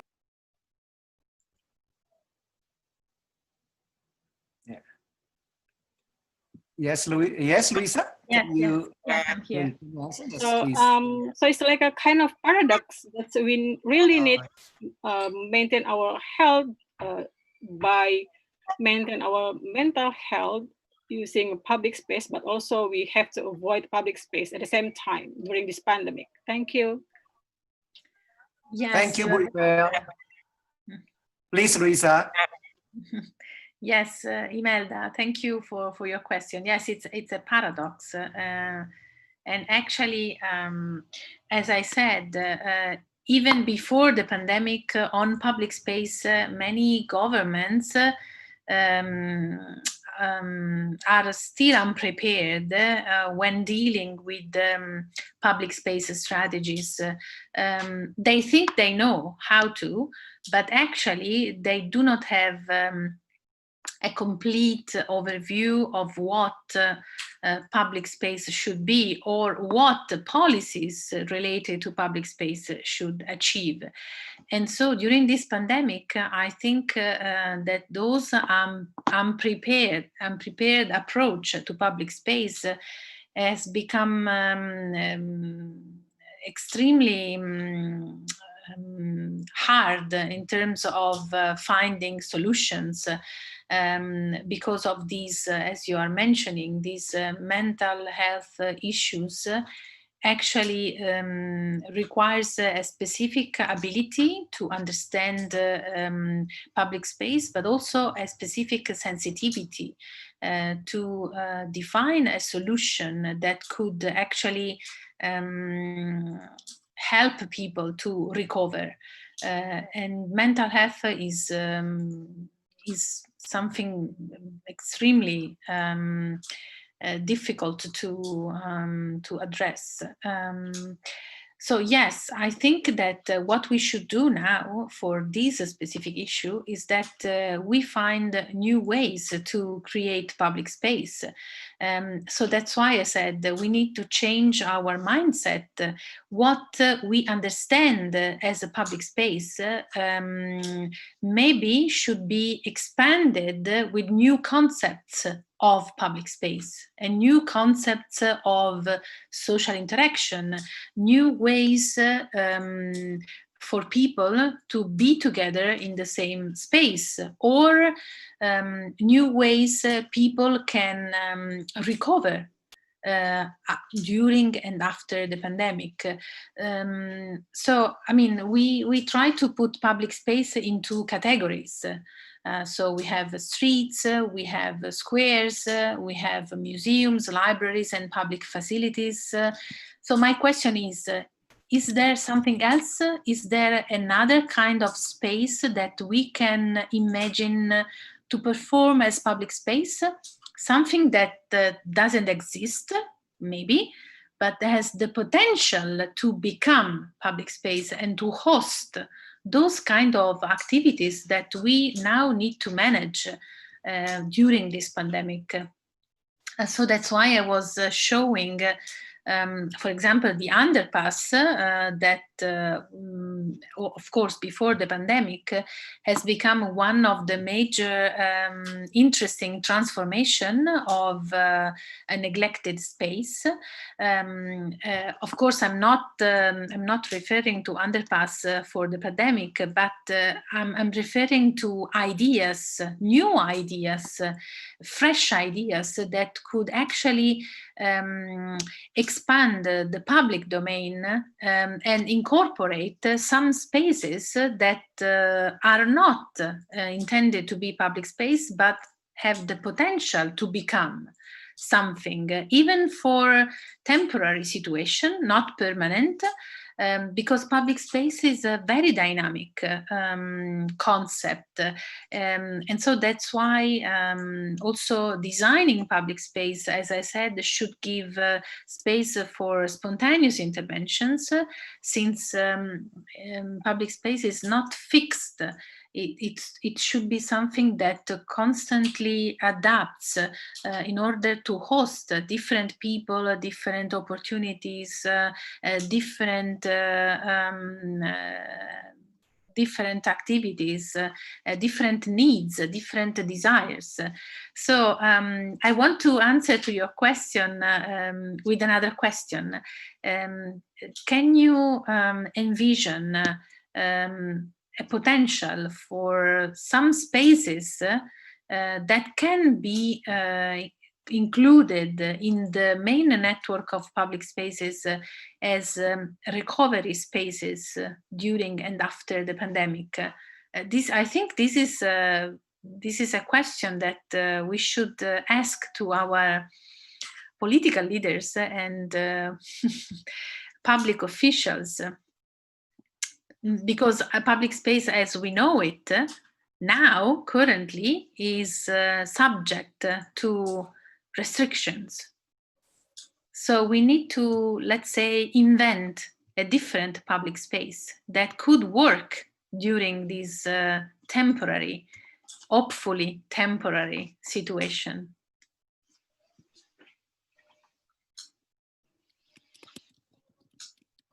Thank you very much, Luisa. We have 3 minutes to go. We still have 2 questions. So the last, I think we don't have time, so I just choose 1 questions. First come, first serve.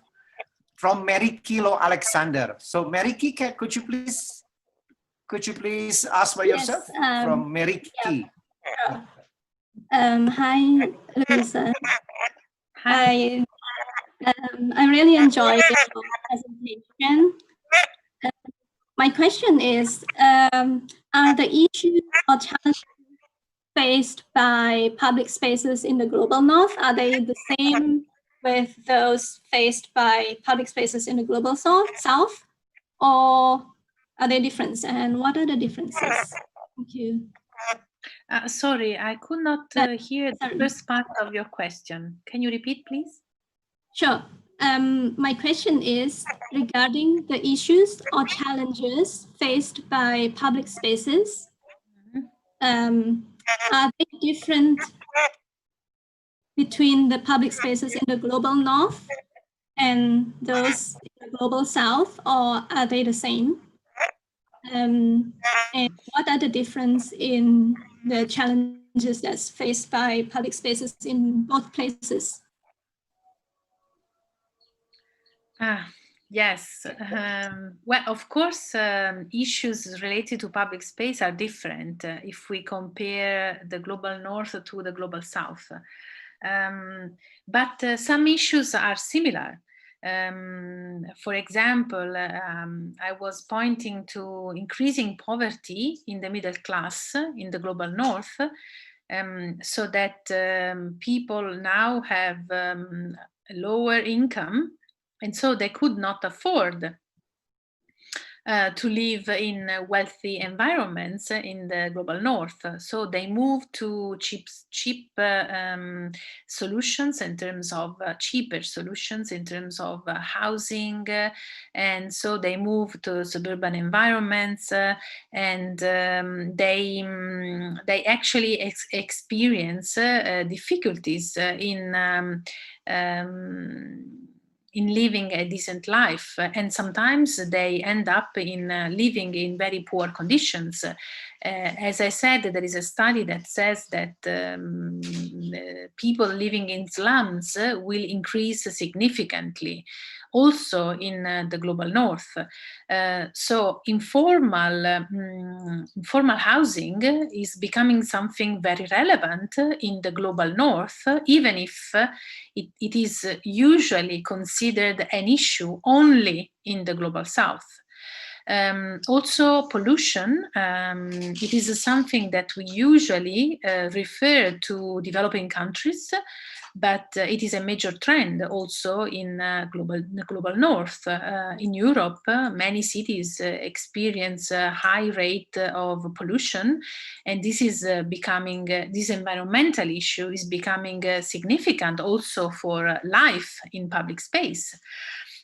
So if we talk about the design of public space, actually, in the global north, there is a kind of culture of public space since, the downtown of American cities or the historic core of European cities is full of public spaces, well designed, well maintained, that attract global tourism. While in the global south, public space is especially in informal settlements, is not part of the configuration of the urban setting, and because there is, as I was showing, there is a growing phenomena of social injustice that is separating wealthy communities with very poor communities. So we see public space only in those wealthy environments that are somehow resembling the design of Western cities. If you go to the Middle East, for example, new cities that were built in the past 50 years are resembling the American model is very clear, but who is living in those environments? So when we say people living in cities, who are the people? Because we have to think about different social groups, different also wealthy and poor environments that are living in the same urban area, conflicting by being separated, clearly separated. There is no overlapping between these two social groups. So I think that there are issues that are, part of the global discussion, even if in the global north sometimes we do not perceive those as our issues, but actually they are, and they are growing very fast. In the global south, public space, especially in informal settlements, is the solution, because people living in informal settlements live in a domestic space that is small, very small, and very poorly, how can I say, with poorly furniture and facilities inside. So the outdoor space is intended to be an extension of the domestic space. So a lot of activities, actually, domestic activities, take place outside in the public space. But this public space, it is not the same as we understand it in the global north, because it is, full of garbage, dirty, there are some sewage problems. So even upgrading that public space in conditions of safe hygiene and, play for children is an improvement that is extremely important in the global south. So sometimes we are addressing some basic upgrading of public space in order to be safe, inclusive, and enjoyable, especially in informal settlements. And this is the work that the UN Habitat's Global Public Space Program is actually doing in those 30 countries in the global south. But we can learn from the global north lessons related to design and management of public space. So I think that it is not these or the other. It is having a global perspective, trying to learn both from the global north and the global south, since the globalization has made clear that those issues are part of a global problem. So I feel lucky because I live in the global north, but I understand that if you want to really talk about public space, you have to be fully aware of what's going on at the global level, not just in the global north, but especially in the global south, because as I was saying, migration is an issue that is bringing us to the global north all those complicated situations related to informal settlements and poverty that are part of the global south and growing also in the global north. Our global world is a multicultural world. And so we see now in the United States a lot of protests because of lack of inclusion. So community groups are fighting and reclaiming rights in the public space. So public space has become a stage for protests to reclaim civil and human rights.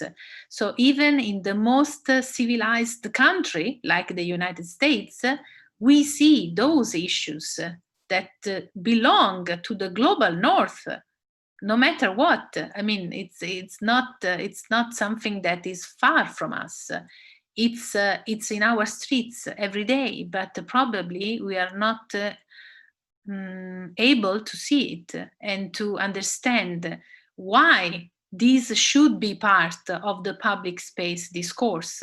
So that's why I think that even in the global north, we should start a serious discussion on public space. Thank you. Thank you very much, Luisa, for a very, very insightful and very fruitful discussion as well. So let us give a rounded applause for Luisa. I represent all the participants, Luisa. Thank you. Very much. Thank you very again. much. Maybe you can stay still here to listen to other Yes. presenters. Of Okay, course. thank you very much. Let's move to 4 presenters. The first one is Ibu Roro. Bu Roro, the time is yours, 10 minutes. Yes, thank you so much, Pak Budi. Hi, Luisa. Thank you for the presentation. Now it's my turn. You can hear me okay, right, Pak Budi? I will Yes. try this share screen now. Let's see if it's work. Can you see this? Yes, yes, I can. Please proceed. Okay, awesome. Wait. How can I move this? Okay, thank you so much for the opportunity to present here. My name is Dia Asih Roningrum actually, but I'm kind of known as Roro Damar. And I'm here to present my paper I write with my co-writer Amalinda Safirani, entitled Architecture for Living, Do We Design Architecture for Human? Sorry. And the background thinking why I write this is because I think architecture has become less sensitive to the context, where human factor is sometimes pushed aside to make room for fast development, especially in this science and technology era like this. And in this case, architectural design is no longer about the people, but more about making impression and showcasing power. To begin with, I will discuss a bit about design as a discipline. That design became an independent discipline in the 70s, when Bruce Archer, one of the professor of the RCA London, published an article saying that to promote design with spelled with big D as the name of the discipline. And since then, the growth of this discipline has been quite rigor, and we know that people like Nigel Cross, who promote design as knowing how, and also Brand Lawson saying that design is about problem focusing strategy. And also we are quite familiar with design method movement, which have like couple generation in understanding design. But in my perspective, I see that design scholarship is still oscillate on the designer aspect, and it focuses on the designer, and in a way it gives a sense of subjectivity in this discipline. It is seen that how Kistor's abduction to saying that as if it's legalized whatever comes from the mind of the architect, and also a reflective practitioner promoted by Donald Schoen, saying that design is about the conversation between the architect and the design. So it's more like the designer. That's why we are very familiar with the term designer as a magician, a soul genius, and we are very familiar with the word star architects. And some critics say that it's kind of like a culture imperialism, because some notable name kind of like dominate the world of architecture, and most of their work is promoting architecture with capital A, which is the fancy and luxurious building. And there's also a critic saying that architects keep resisting on the fact that architecture does depend on the external factor and context. And architects kind of like resisting the fact that their authority in their design is limited. And this kind of resistance depends based on what Le Corbusier said. He blames it on the simplistic educational process, that design studio has been kept sterile from the real life context.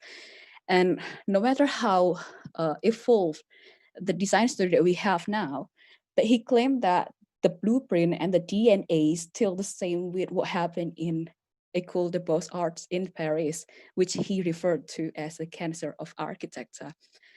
In other provocative statement, he then said that design has killed architecture. And I reflect on that statement, and I agree that to some extent, design has taken away the depth of architecture, because design is kind of like imprisoned with the Vitruvian triumvirates in understanding good architecture. And the fact that there's a problem of what Margaret Crusay's analysis paralysis, saying that architect does do site analysis, but they don't really do anything, because it's more like a cyclic pattern of a routine rather than a curiosity or a critical thinking of knowing what happened in the context. Then I also reflect on how we should position architectural design in the first place, because architectural design consists of two words, architecture and design. And I argue that those two words are actually different in nature. Like what I mentioned, that design has been studied very pragmatically and practical. It's about practicality, where architecture is supposed to be a social art, about the people, about the culture, their social and political negotiations. That's why through the paper, I try to invite architects to rethink of what is architecture in the first place, and what is the purpose of architecture, for whom it is designed, and asking question, do we really design architecture for human? To illustrate this, what I'm talking about, I will bring up Jakarta's housing problem briefly. That Jakarta have this informality that become an inseparable entity of urban development. And that's a commodification of lands, capitalization of the state has been very entrenched within the city. And since the informal sector has been scapegoated for many city problems in Jakarta, therefore we are very familiar with the illegalization, criminalization, eviction, and demolition, and it ended up with the disposition of the poor.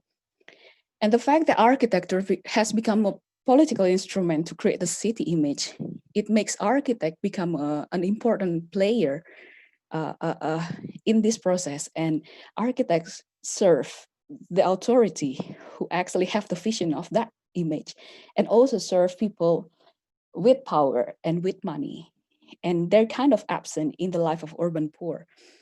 And this also, with this paper, I want to invite architects to rethink of why architecture and why architects are so distant from the specific class of people, which is the poor.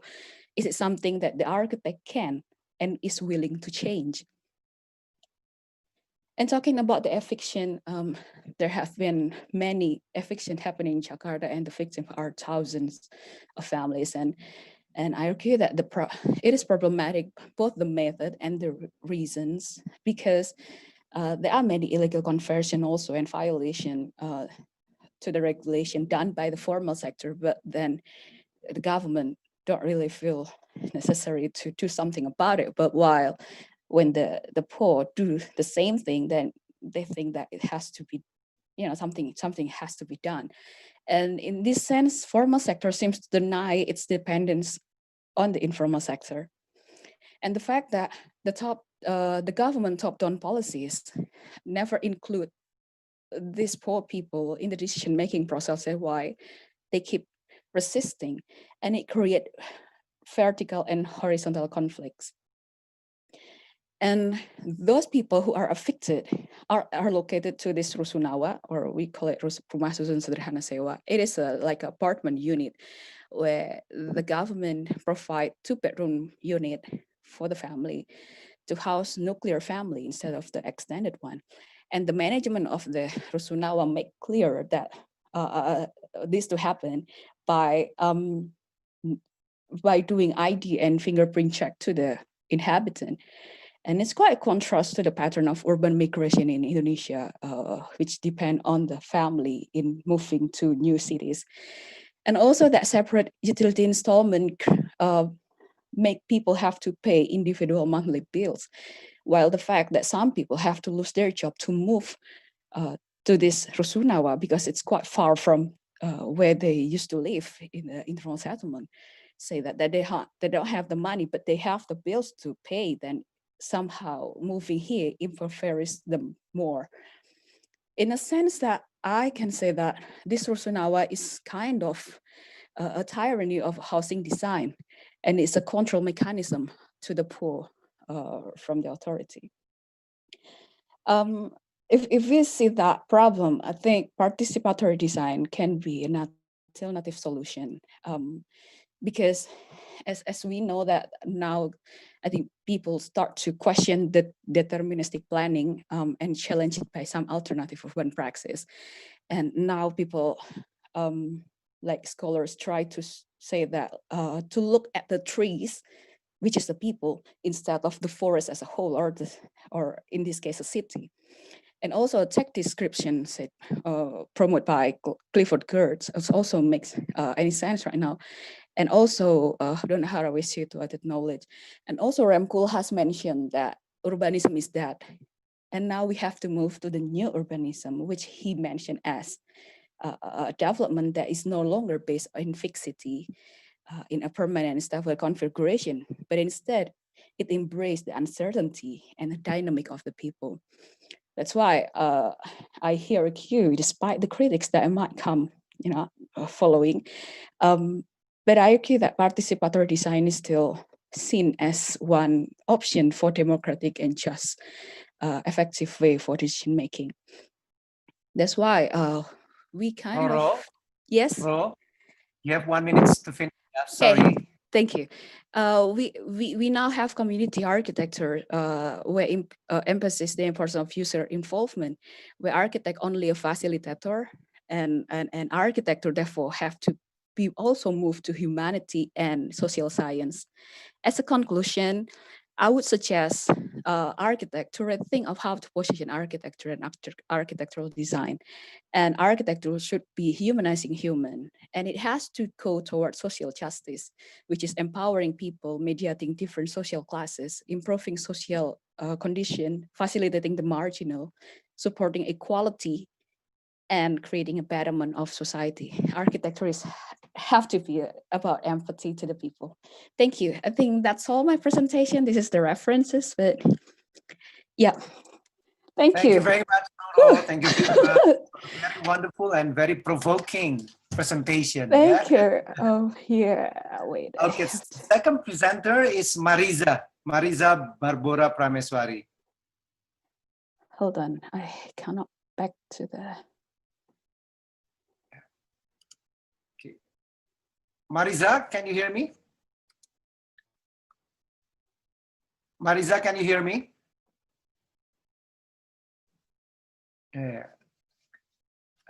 Mariza, are you there? Mariza, can you hear me?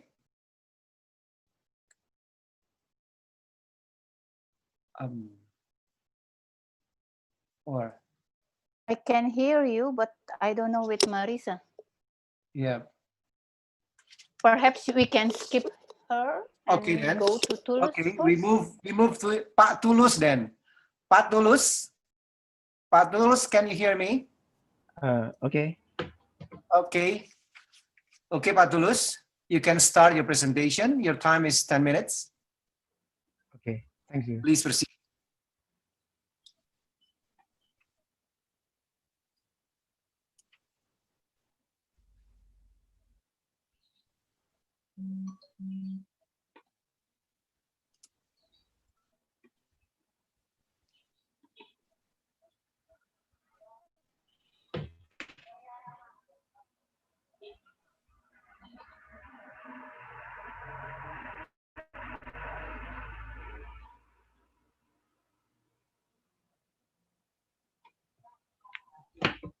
Morning. Good afternoon. Thank you for all. Thank you for the time for me. I will present our paper entitled Rationality as the Driver of the Creative Process and Architectural Design. The research idea was triggered by a theoretical difference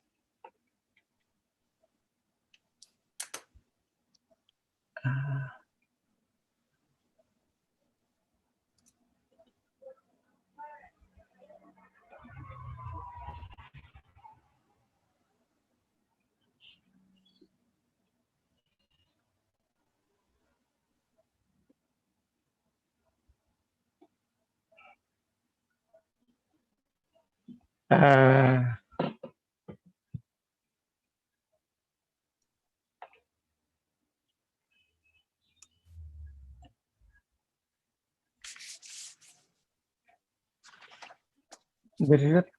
research idea was triggered by a theoretical difference that was geometric and seeing.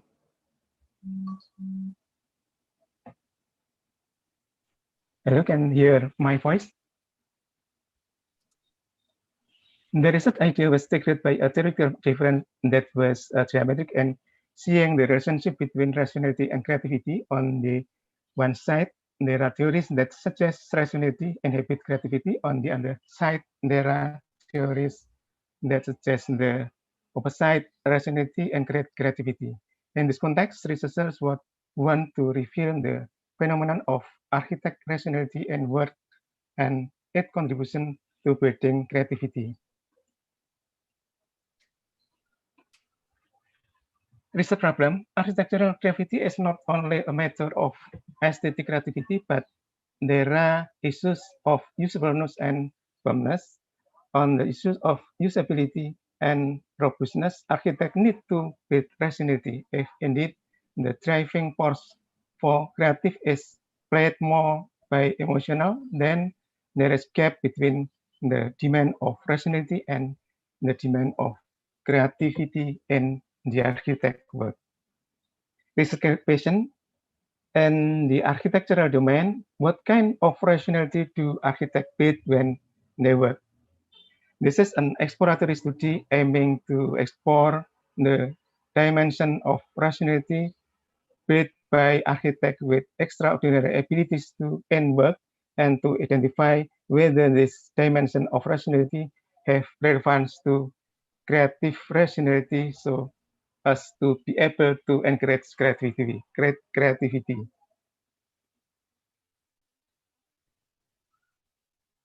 Rational refer to explicit reason. Rationality is a component of cognition in the formation of trust or decision making. Rationality has been classified into 14 different dimensions: personal, impersonal, descriptive, normative, prescriptive, and so on.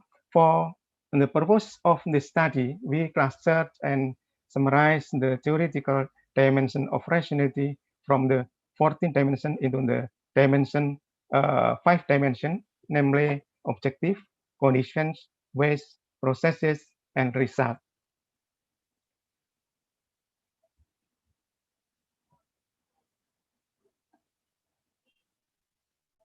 Creative rationality is the ability to engage in self-critical reflection. According to Forrest, creative rationality is defined as rationality that enhances the process of knowledge incorporation to produce new knowledge as a basis for creativity. Previous studies have identified dimensions of creative rationality such as substantive, integrative, operative. This research is an exploratory study to explore rationality in the creative process of two Indonesian architects. The exploration of creative process is limited to the conceptual design stage, which predominantly contributes to the birth of creative ideas. We divided the creative process of conceptual design into three parts: creative attitude, creative approach, and creative action. Rationality in each part of the creative process of conceptual design is explored, including but not limited to 5 dimensions of the rationality perspective: objective, condition, ways, processes, and result. We deployed 2 case studies of the architectural design process, 2 Indonesian architects, case 1 and case 2. We chosen because their social concern and their work have influenced the architectural domain and have produced extraordinary creative work that have received wide recognition. Data were obtained through in-depth retrospective interviews exploring the participant habits in the conceptual design stage of the architectural design process. Data analysis using grounded theory technique that developed by Corbin and Strauss. Finding and discussion architect's rationality in each stage of conceptual design. Attitude determination stage. Both cases show that the dimension of rationality based on architect values was the most powerful rationality in forming attitude. This is in line with the theory of the plant behavior of art Zen. Approach stage, both architects adapted rationality to effectively communicate their ideas and their decision-making process to their client. The dimension of objective was integrated with the value dimension rationality to build a design approach led to uniqueness or novelty. Operation states the difference in the rationality of design operation between the focus on the achievement of design quality, architect's self-expression effort, and on the achievement of design acceptability by stakeholders, effort to satisfy stakeholders.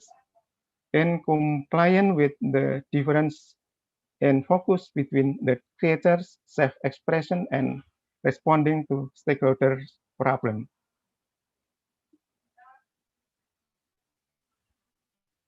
Rationality that drive architect creativity. The dimension of theoretical rationality discussed by the theorists they study. Two dimension of rationality and the practice of two participant architects that have not been discussed by the aforementioned theories above are the rationality of values and tools. Only three dimensions were substantially relevant to creative rationality, namely values, condition, and outcome. These three dimensions can be said to be dimensions of creative rationality because they are able to encourage creative exploration, new reasoning pattern, and breakthrough to produce novelty and or creative transcendence, a big leap to create a maze of new solutions to problems. And that's all relevant to Schaeffer theory. Pak Tulus, Yes. Yes. You have 2 minutes. You have 2 minutes to finish, yeah? Okay. Sorry. Okay, please continue. Conclusion. The conceptual design process involving rationality to respond the design project, determine the creative design approach, and take action operation creative design. The rationality embraces 7 dimensions: values, goals, conditions, ways, tools, processes, and result. Only 3 out of 7 dimensions of rationality that encouraged architect creativity, namely values, condition, and result. The architect rationality in determining attitudes what design project is dominated by the value of rationality that affect other dimensions. Rationality of value strongly encourages creativity and attitude, approaches, and design operation. That's all. Thank you for the time. Thank you, Pak Tulus. Thank you very much. Now we move to Mariza again.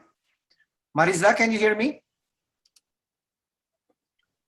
Mariza, are you there? Could the committee unmute Mariza? Okay then. We go to next presentation. Ibu Ririn, are you ready, Bu? Yes, I'm ready. Thank you. Okay, please proceed. You have 10 minutes, Bu Ririn. Thank you very much. Thank you very much and good evening to all of you. Okay, in this case, I would like to present about our research is placemaking in digital area, and the case study is M Block Space in Jakarta. So we with team of from ITB, me and Ibu Erika, Paramita, Upit, Nova, Delima, and Asril. Okay, so the M Block space is carrying the spirit of government cooperation from Peruri. It is a government cooperation to present a fresh concept of adaptive reuse from the old and abandoned building to the enrich the millennial generation and also community in Kebayoran Baru. The function is cafe, co-working space, boutique auditorium and gallery, from stories from the Peruri. And then their branding tag is bringing old school charm with modern creativity. Why? Because M Block Space is in Kebayoran Baru, and Kebayoran Baru is what you call it is hip in every from last decade. I mean, 1960s, 70s, always there. Okay. And then the research goal of our question research is there's three. One, how M Block space in the process and placemaking have been examined in social media, such as Instagram, Twitter, and etc. And then the second is the adaptive reuse strategy is successfully to achieve placemaking. And the third, because our research is during pandemic, so what placemaking strategy that M Block forming that placemaking and 3 Ps before, during, and after pandemic. Okay, sorry. Yes, first we find the theoretical framework, and then we find 5 strategy of placemaking. This is standard strategic placemaking, creative placemaking, tactical placemaking, and also digital placemaking. It's all from Mark Wickham and also from Engatwa and Markusen and also from Joe Marison. Okay, and then this is our methodology. So we have visual analysis, observation to identify the image representation of M Block and reveal the distribute picture, which is show up in hashtag in social media. And then we have online questionnaire. It's circulated through the social media. The respondent is almost 200 respondent. And then also interview with the owner and the user. Okay, so this is our tool. How about the placemaking type that M Block have the strategy before pandemic, during pandemic, and maybe next for a normal. So it is an ongoing reason to do that. Okay, what is the profile of our respondent? We see that 47% is maybe 30, 40 years old. And then this is from bachelor degree, the education. And then they income, yeah, it's about mix, yeah, from 3 million to more than 20 millions. And then almost of them is private employer, and then also the student and also the university student. Yeah. Okay. And then from all of the Indonesians archipelago, and maybe 3 or 5 from abroad. Yeah, from Korea Selatan and also Kuala Lumpur. And then the respondent, the activity, they usually hanging in the M Block is for social. Then from so we ask about how they know information about the M Block space, and they almost 31% is from social media. Public figure.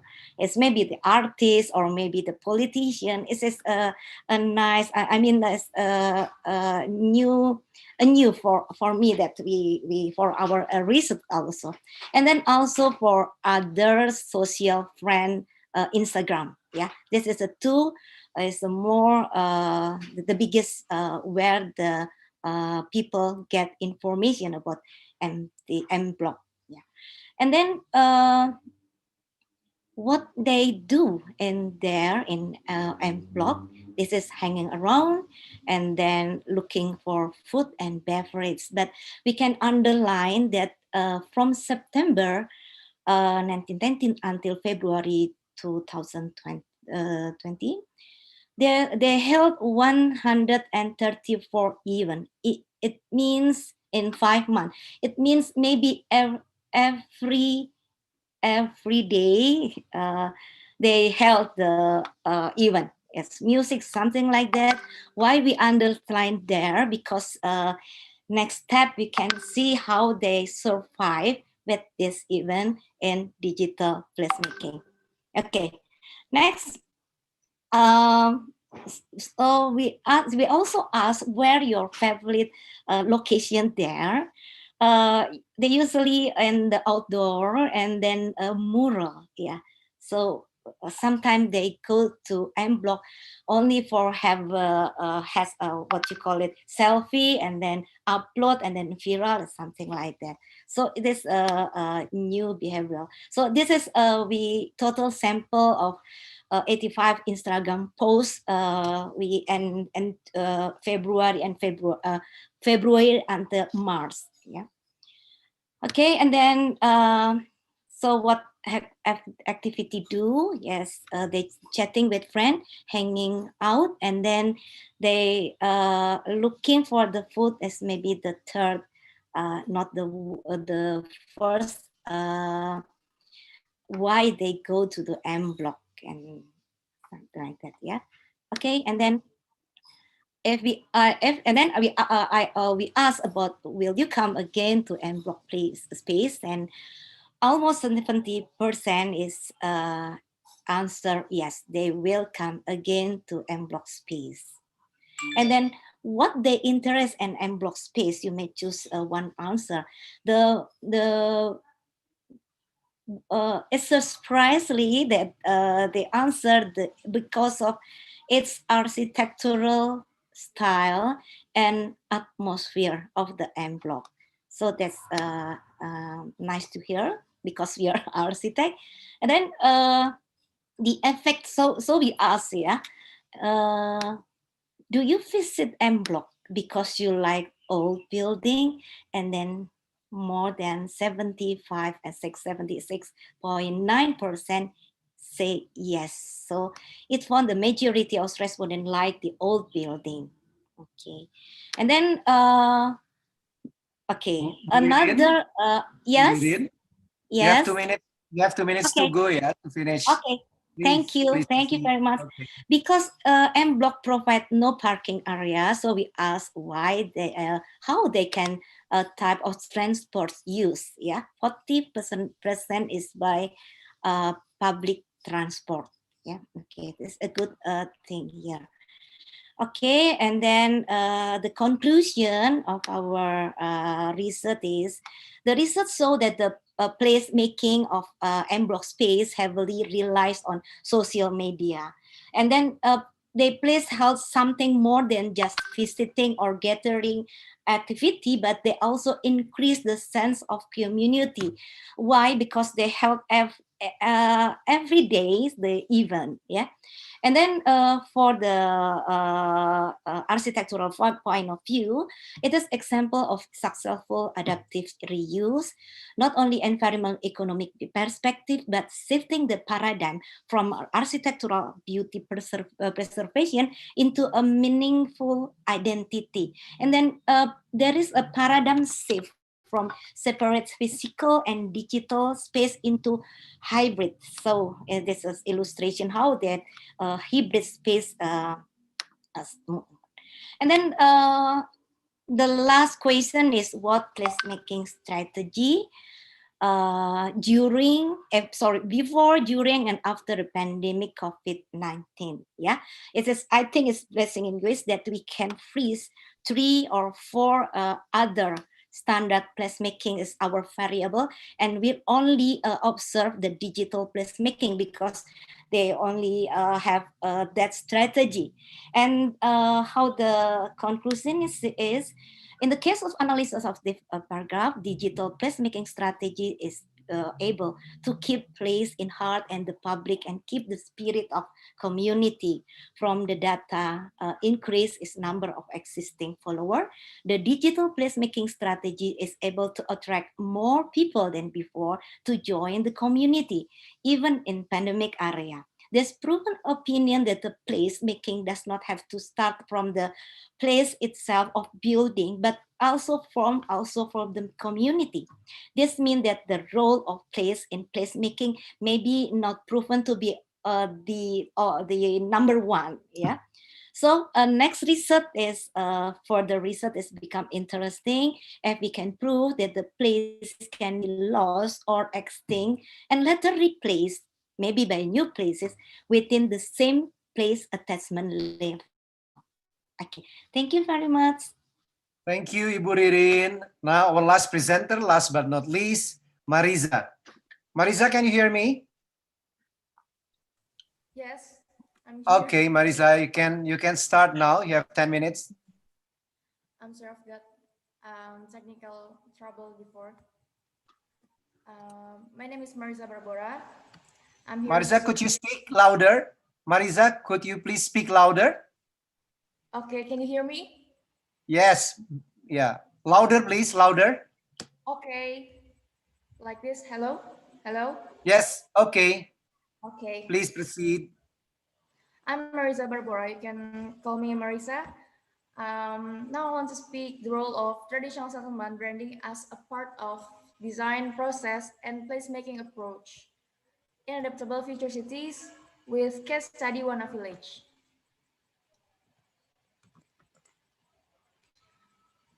Indonesia has a variety of history that is rich in cultural values, including architecture. This architecture has served as a residence and is compound adjacent to each other and still remains its traditional cosmological elements where the elements that create the image of settlement and have a variety of supporting life facilities. As you can see on the picture, I want to introduce how important identity is. Indonesia rich of cultural values. The house in the picture is about almost 100 years old and still remain until now.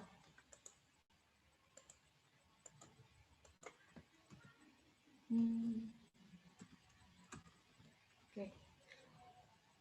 When compared with other countries that do not consider traditional elements in development, social problems usually will arise. For this reason, it is very important to pay attention to traditional elements in development.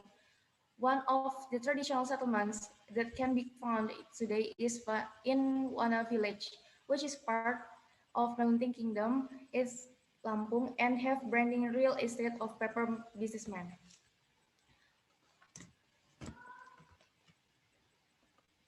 I'll explain to you how real estate of paper businessmen could be part of branding, of course, of the placemaking.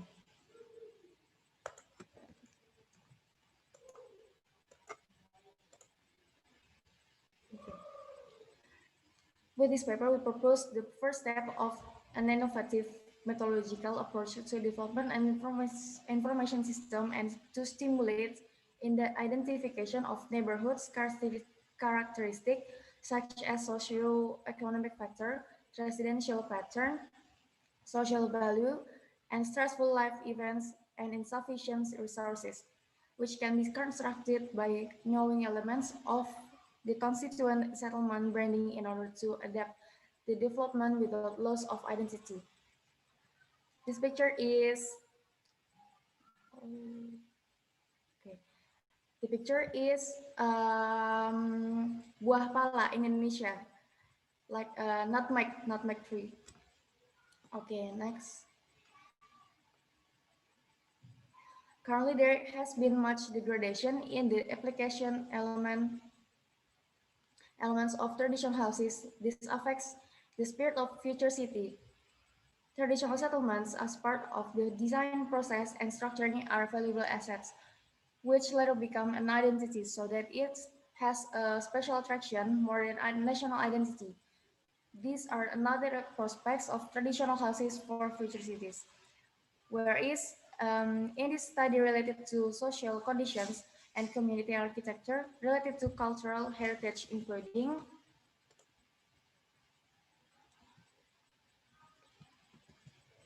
next. Okay. The recognize that culture has historically have been driving force of urban development, that a variety of innovative practices to integrate cultural asset into urban development strategies. And the culture is now firmly recognized by international community as a key component of strategic urban planning and key innovation for definition of new urban agenda.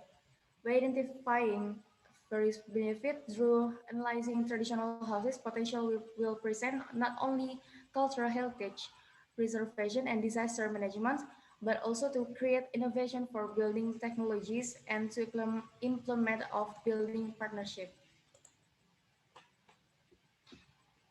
As time goes by, many things are adaptive to new things.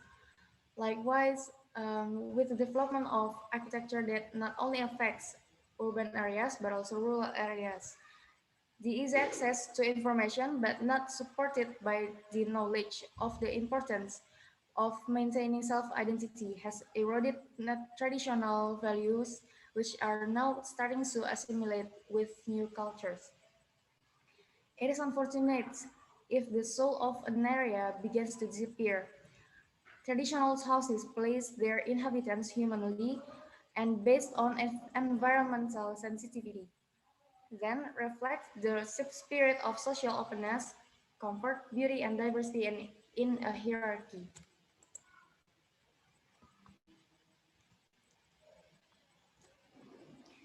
The existence of traditional culture by maintaining adat and social security in one village is an example of evidence that traditional dynamics can affect village settings as part of the design process. The traditional order of the village of Wana until now still persists despite the assimilation process and the elements of authenticity. To shift this, of course, a special design process that priorities the traditional order is needed even though it is entering the future city era.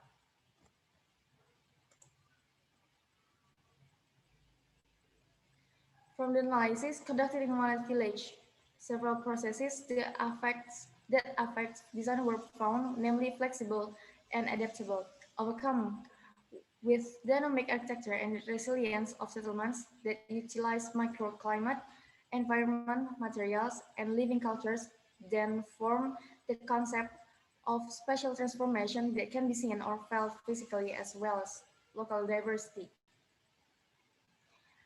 The design process. The design processing is found with the hierarchy, which occurs in three different cultural elements, so that there is a traditional dynamic that creates social resilience.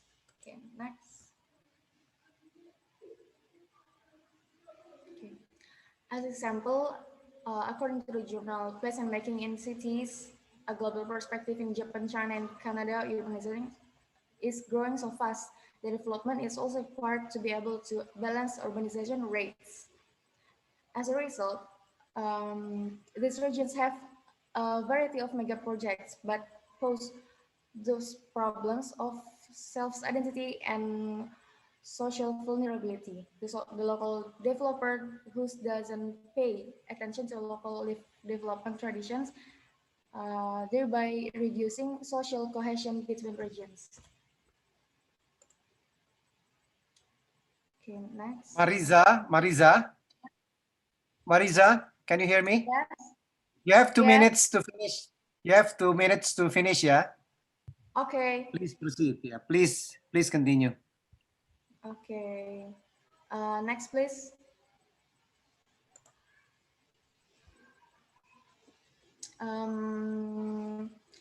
Development that is advanced but still preserves the traditional building has a long-term value, which is the local area becomes an original building so as to create solution to existing problems. Okay, next. We can find several resilience in Wana, such as the current situation of Desa Wana or Wana village of its traditional image, like the image below. It is a traditional image of Wana. In Wana village, there are many tribes including Lampung, Palembang, Banten, Javanese. This village can still interact with each other. This is the information about Wana. Next, the table, please. This is information about Wana that close to 100%. The basis determine roads, houses, settlements, graves, water sources, and hamlets.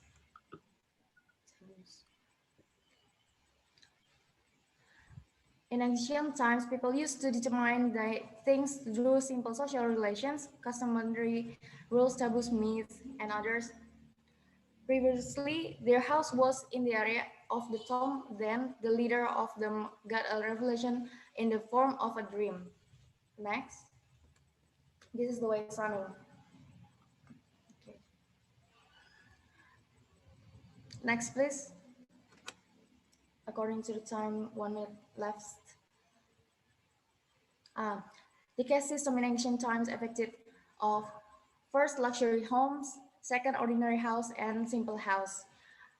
The luxury homes must have at least 100 nutmeg trees. And when we go back to Indonesian history, when we was colonized, they came along to call some spices at the 15th century. Okay, that one nutmeg worth 2 gold. This is nutmeg. That could be okay, next.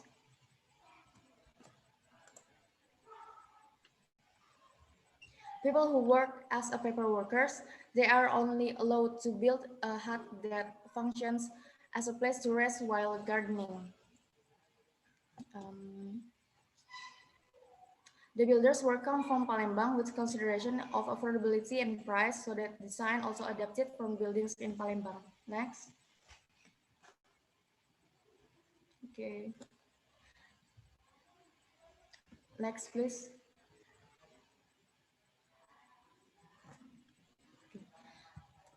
The reciprocal relationship between settlements and social security settlement in Wana village. The laying down of traditional houses in Wana village is determined based on provisions from hereditary values which strengthen her fellow social networks. Next. The role social community as part of creative planning and placemaking in future city. Several natural and human factors contribute in defining identities such as place, regions, geography, topography, and climate. Okay. Place and culture, of course. Okay. In vernacular architecture, settlement arrangements planning for the old settlement vernacular resident tends to be in the form of communal. Okay. Next. Mariza, the time is up, yeah, Mariza. Could you finishing up? Okay. Very quick, sorry. Okay, this is the last.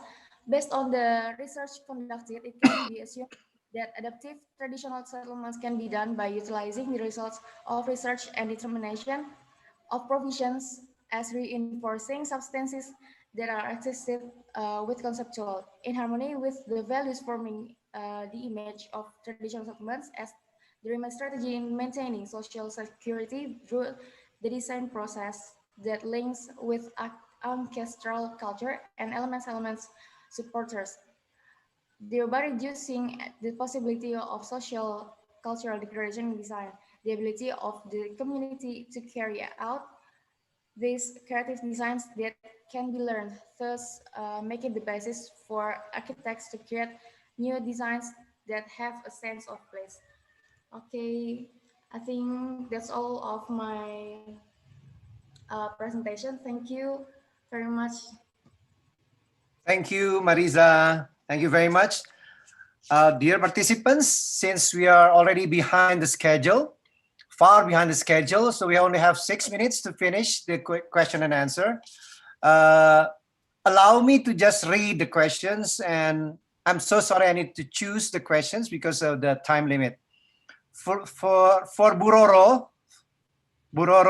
I think I've already read the question from Ibu Indah. Could you give your personal perspective on how your suggestion is possible on the ongoing political structure in Indonesia? Please, Buroro, please be concise with your answer. Yep.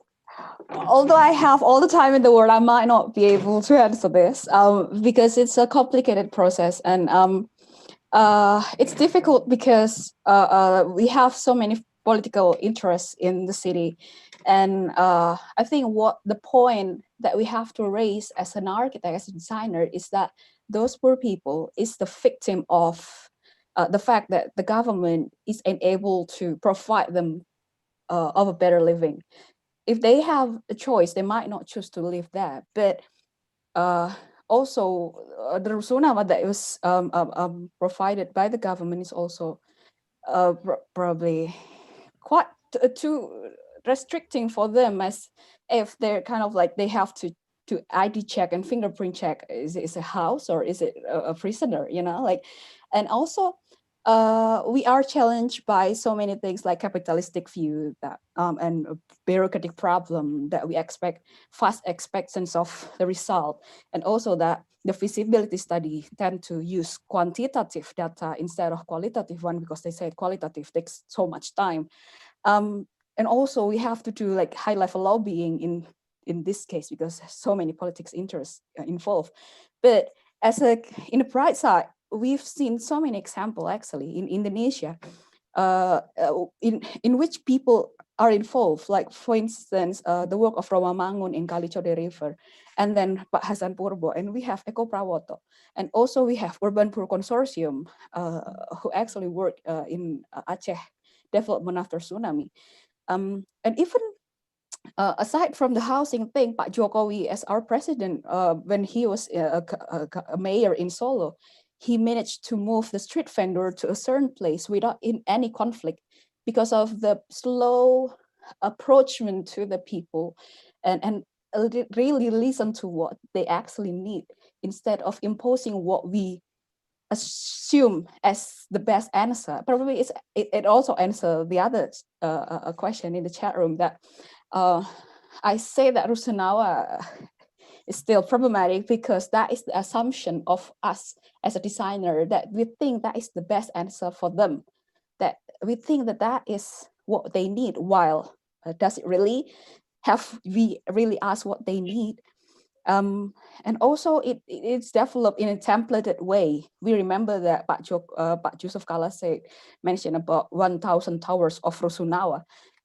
They only have like couple plan and then array it and then ask people to fit into that place, whatever they need in life. And there's no flexibility, there's no room to grow, and there is no involvement in the decision making. And yeah, this is like what Luisa always said, this is a difficult situation to begin with, to find a balance between justice and injustice. But at least as a designer, we have to have that kind of mentality, not scapegoating them as if they're doing wrong, because actually they are contributing in the city.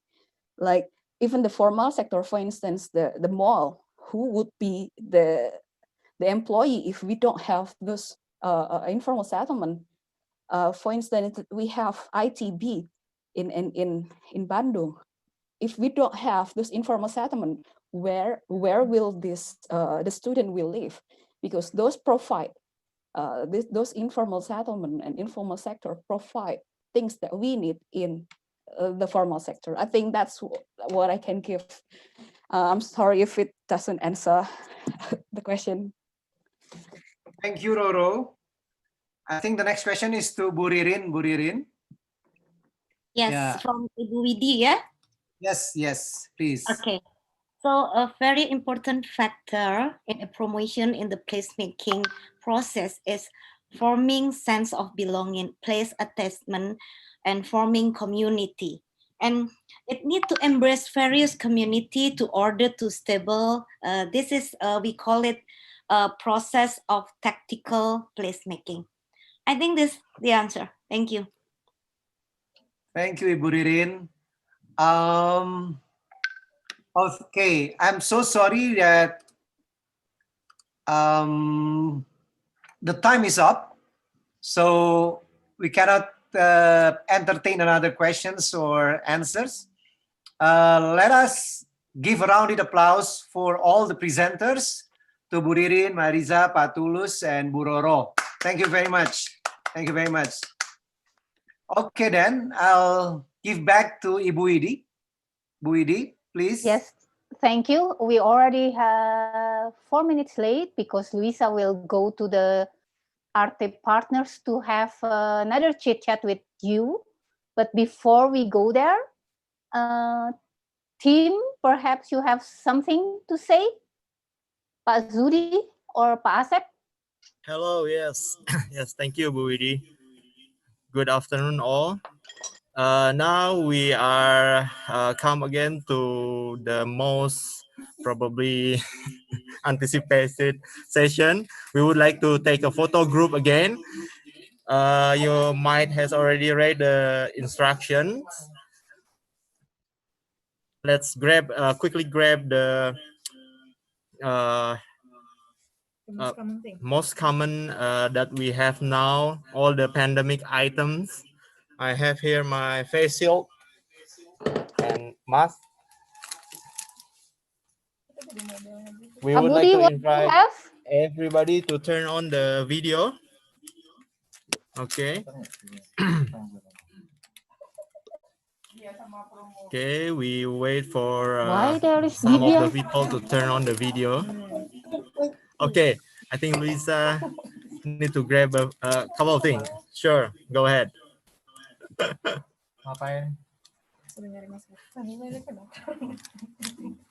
Wearing mask, yeah. Okay, let's see. Okay. We're still waiting for others to turn on the video. Okay, very good. Shall we start the first photo? We have here 3 screens on our side. So here we go, the first photo shoot. 1, 2, 3, everybody looking at the camera. Okay, second one, another pose to the camera. 1, 2, 3. Okay, last scene. 1, 2, 3. Okay, thank you everybody. See you in the next photo session. Back to you, Bu Widi. Yes, please go to the, thank you for all the attendance. We are going to the, to chit chat with our Arte-Polis partner. We can go to the chat room and go to the partner presentation. And if you would like to see our sponsors presentation, you also can go to the sponsor booth. We will have some excitement with the sponsors there as well. See you at the 7 o'clock. Bye. Bye-bye. Luisa, Luisa, thank you very much. Luisa, thank you very much, Luisa.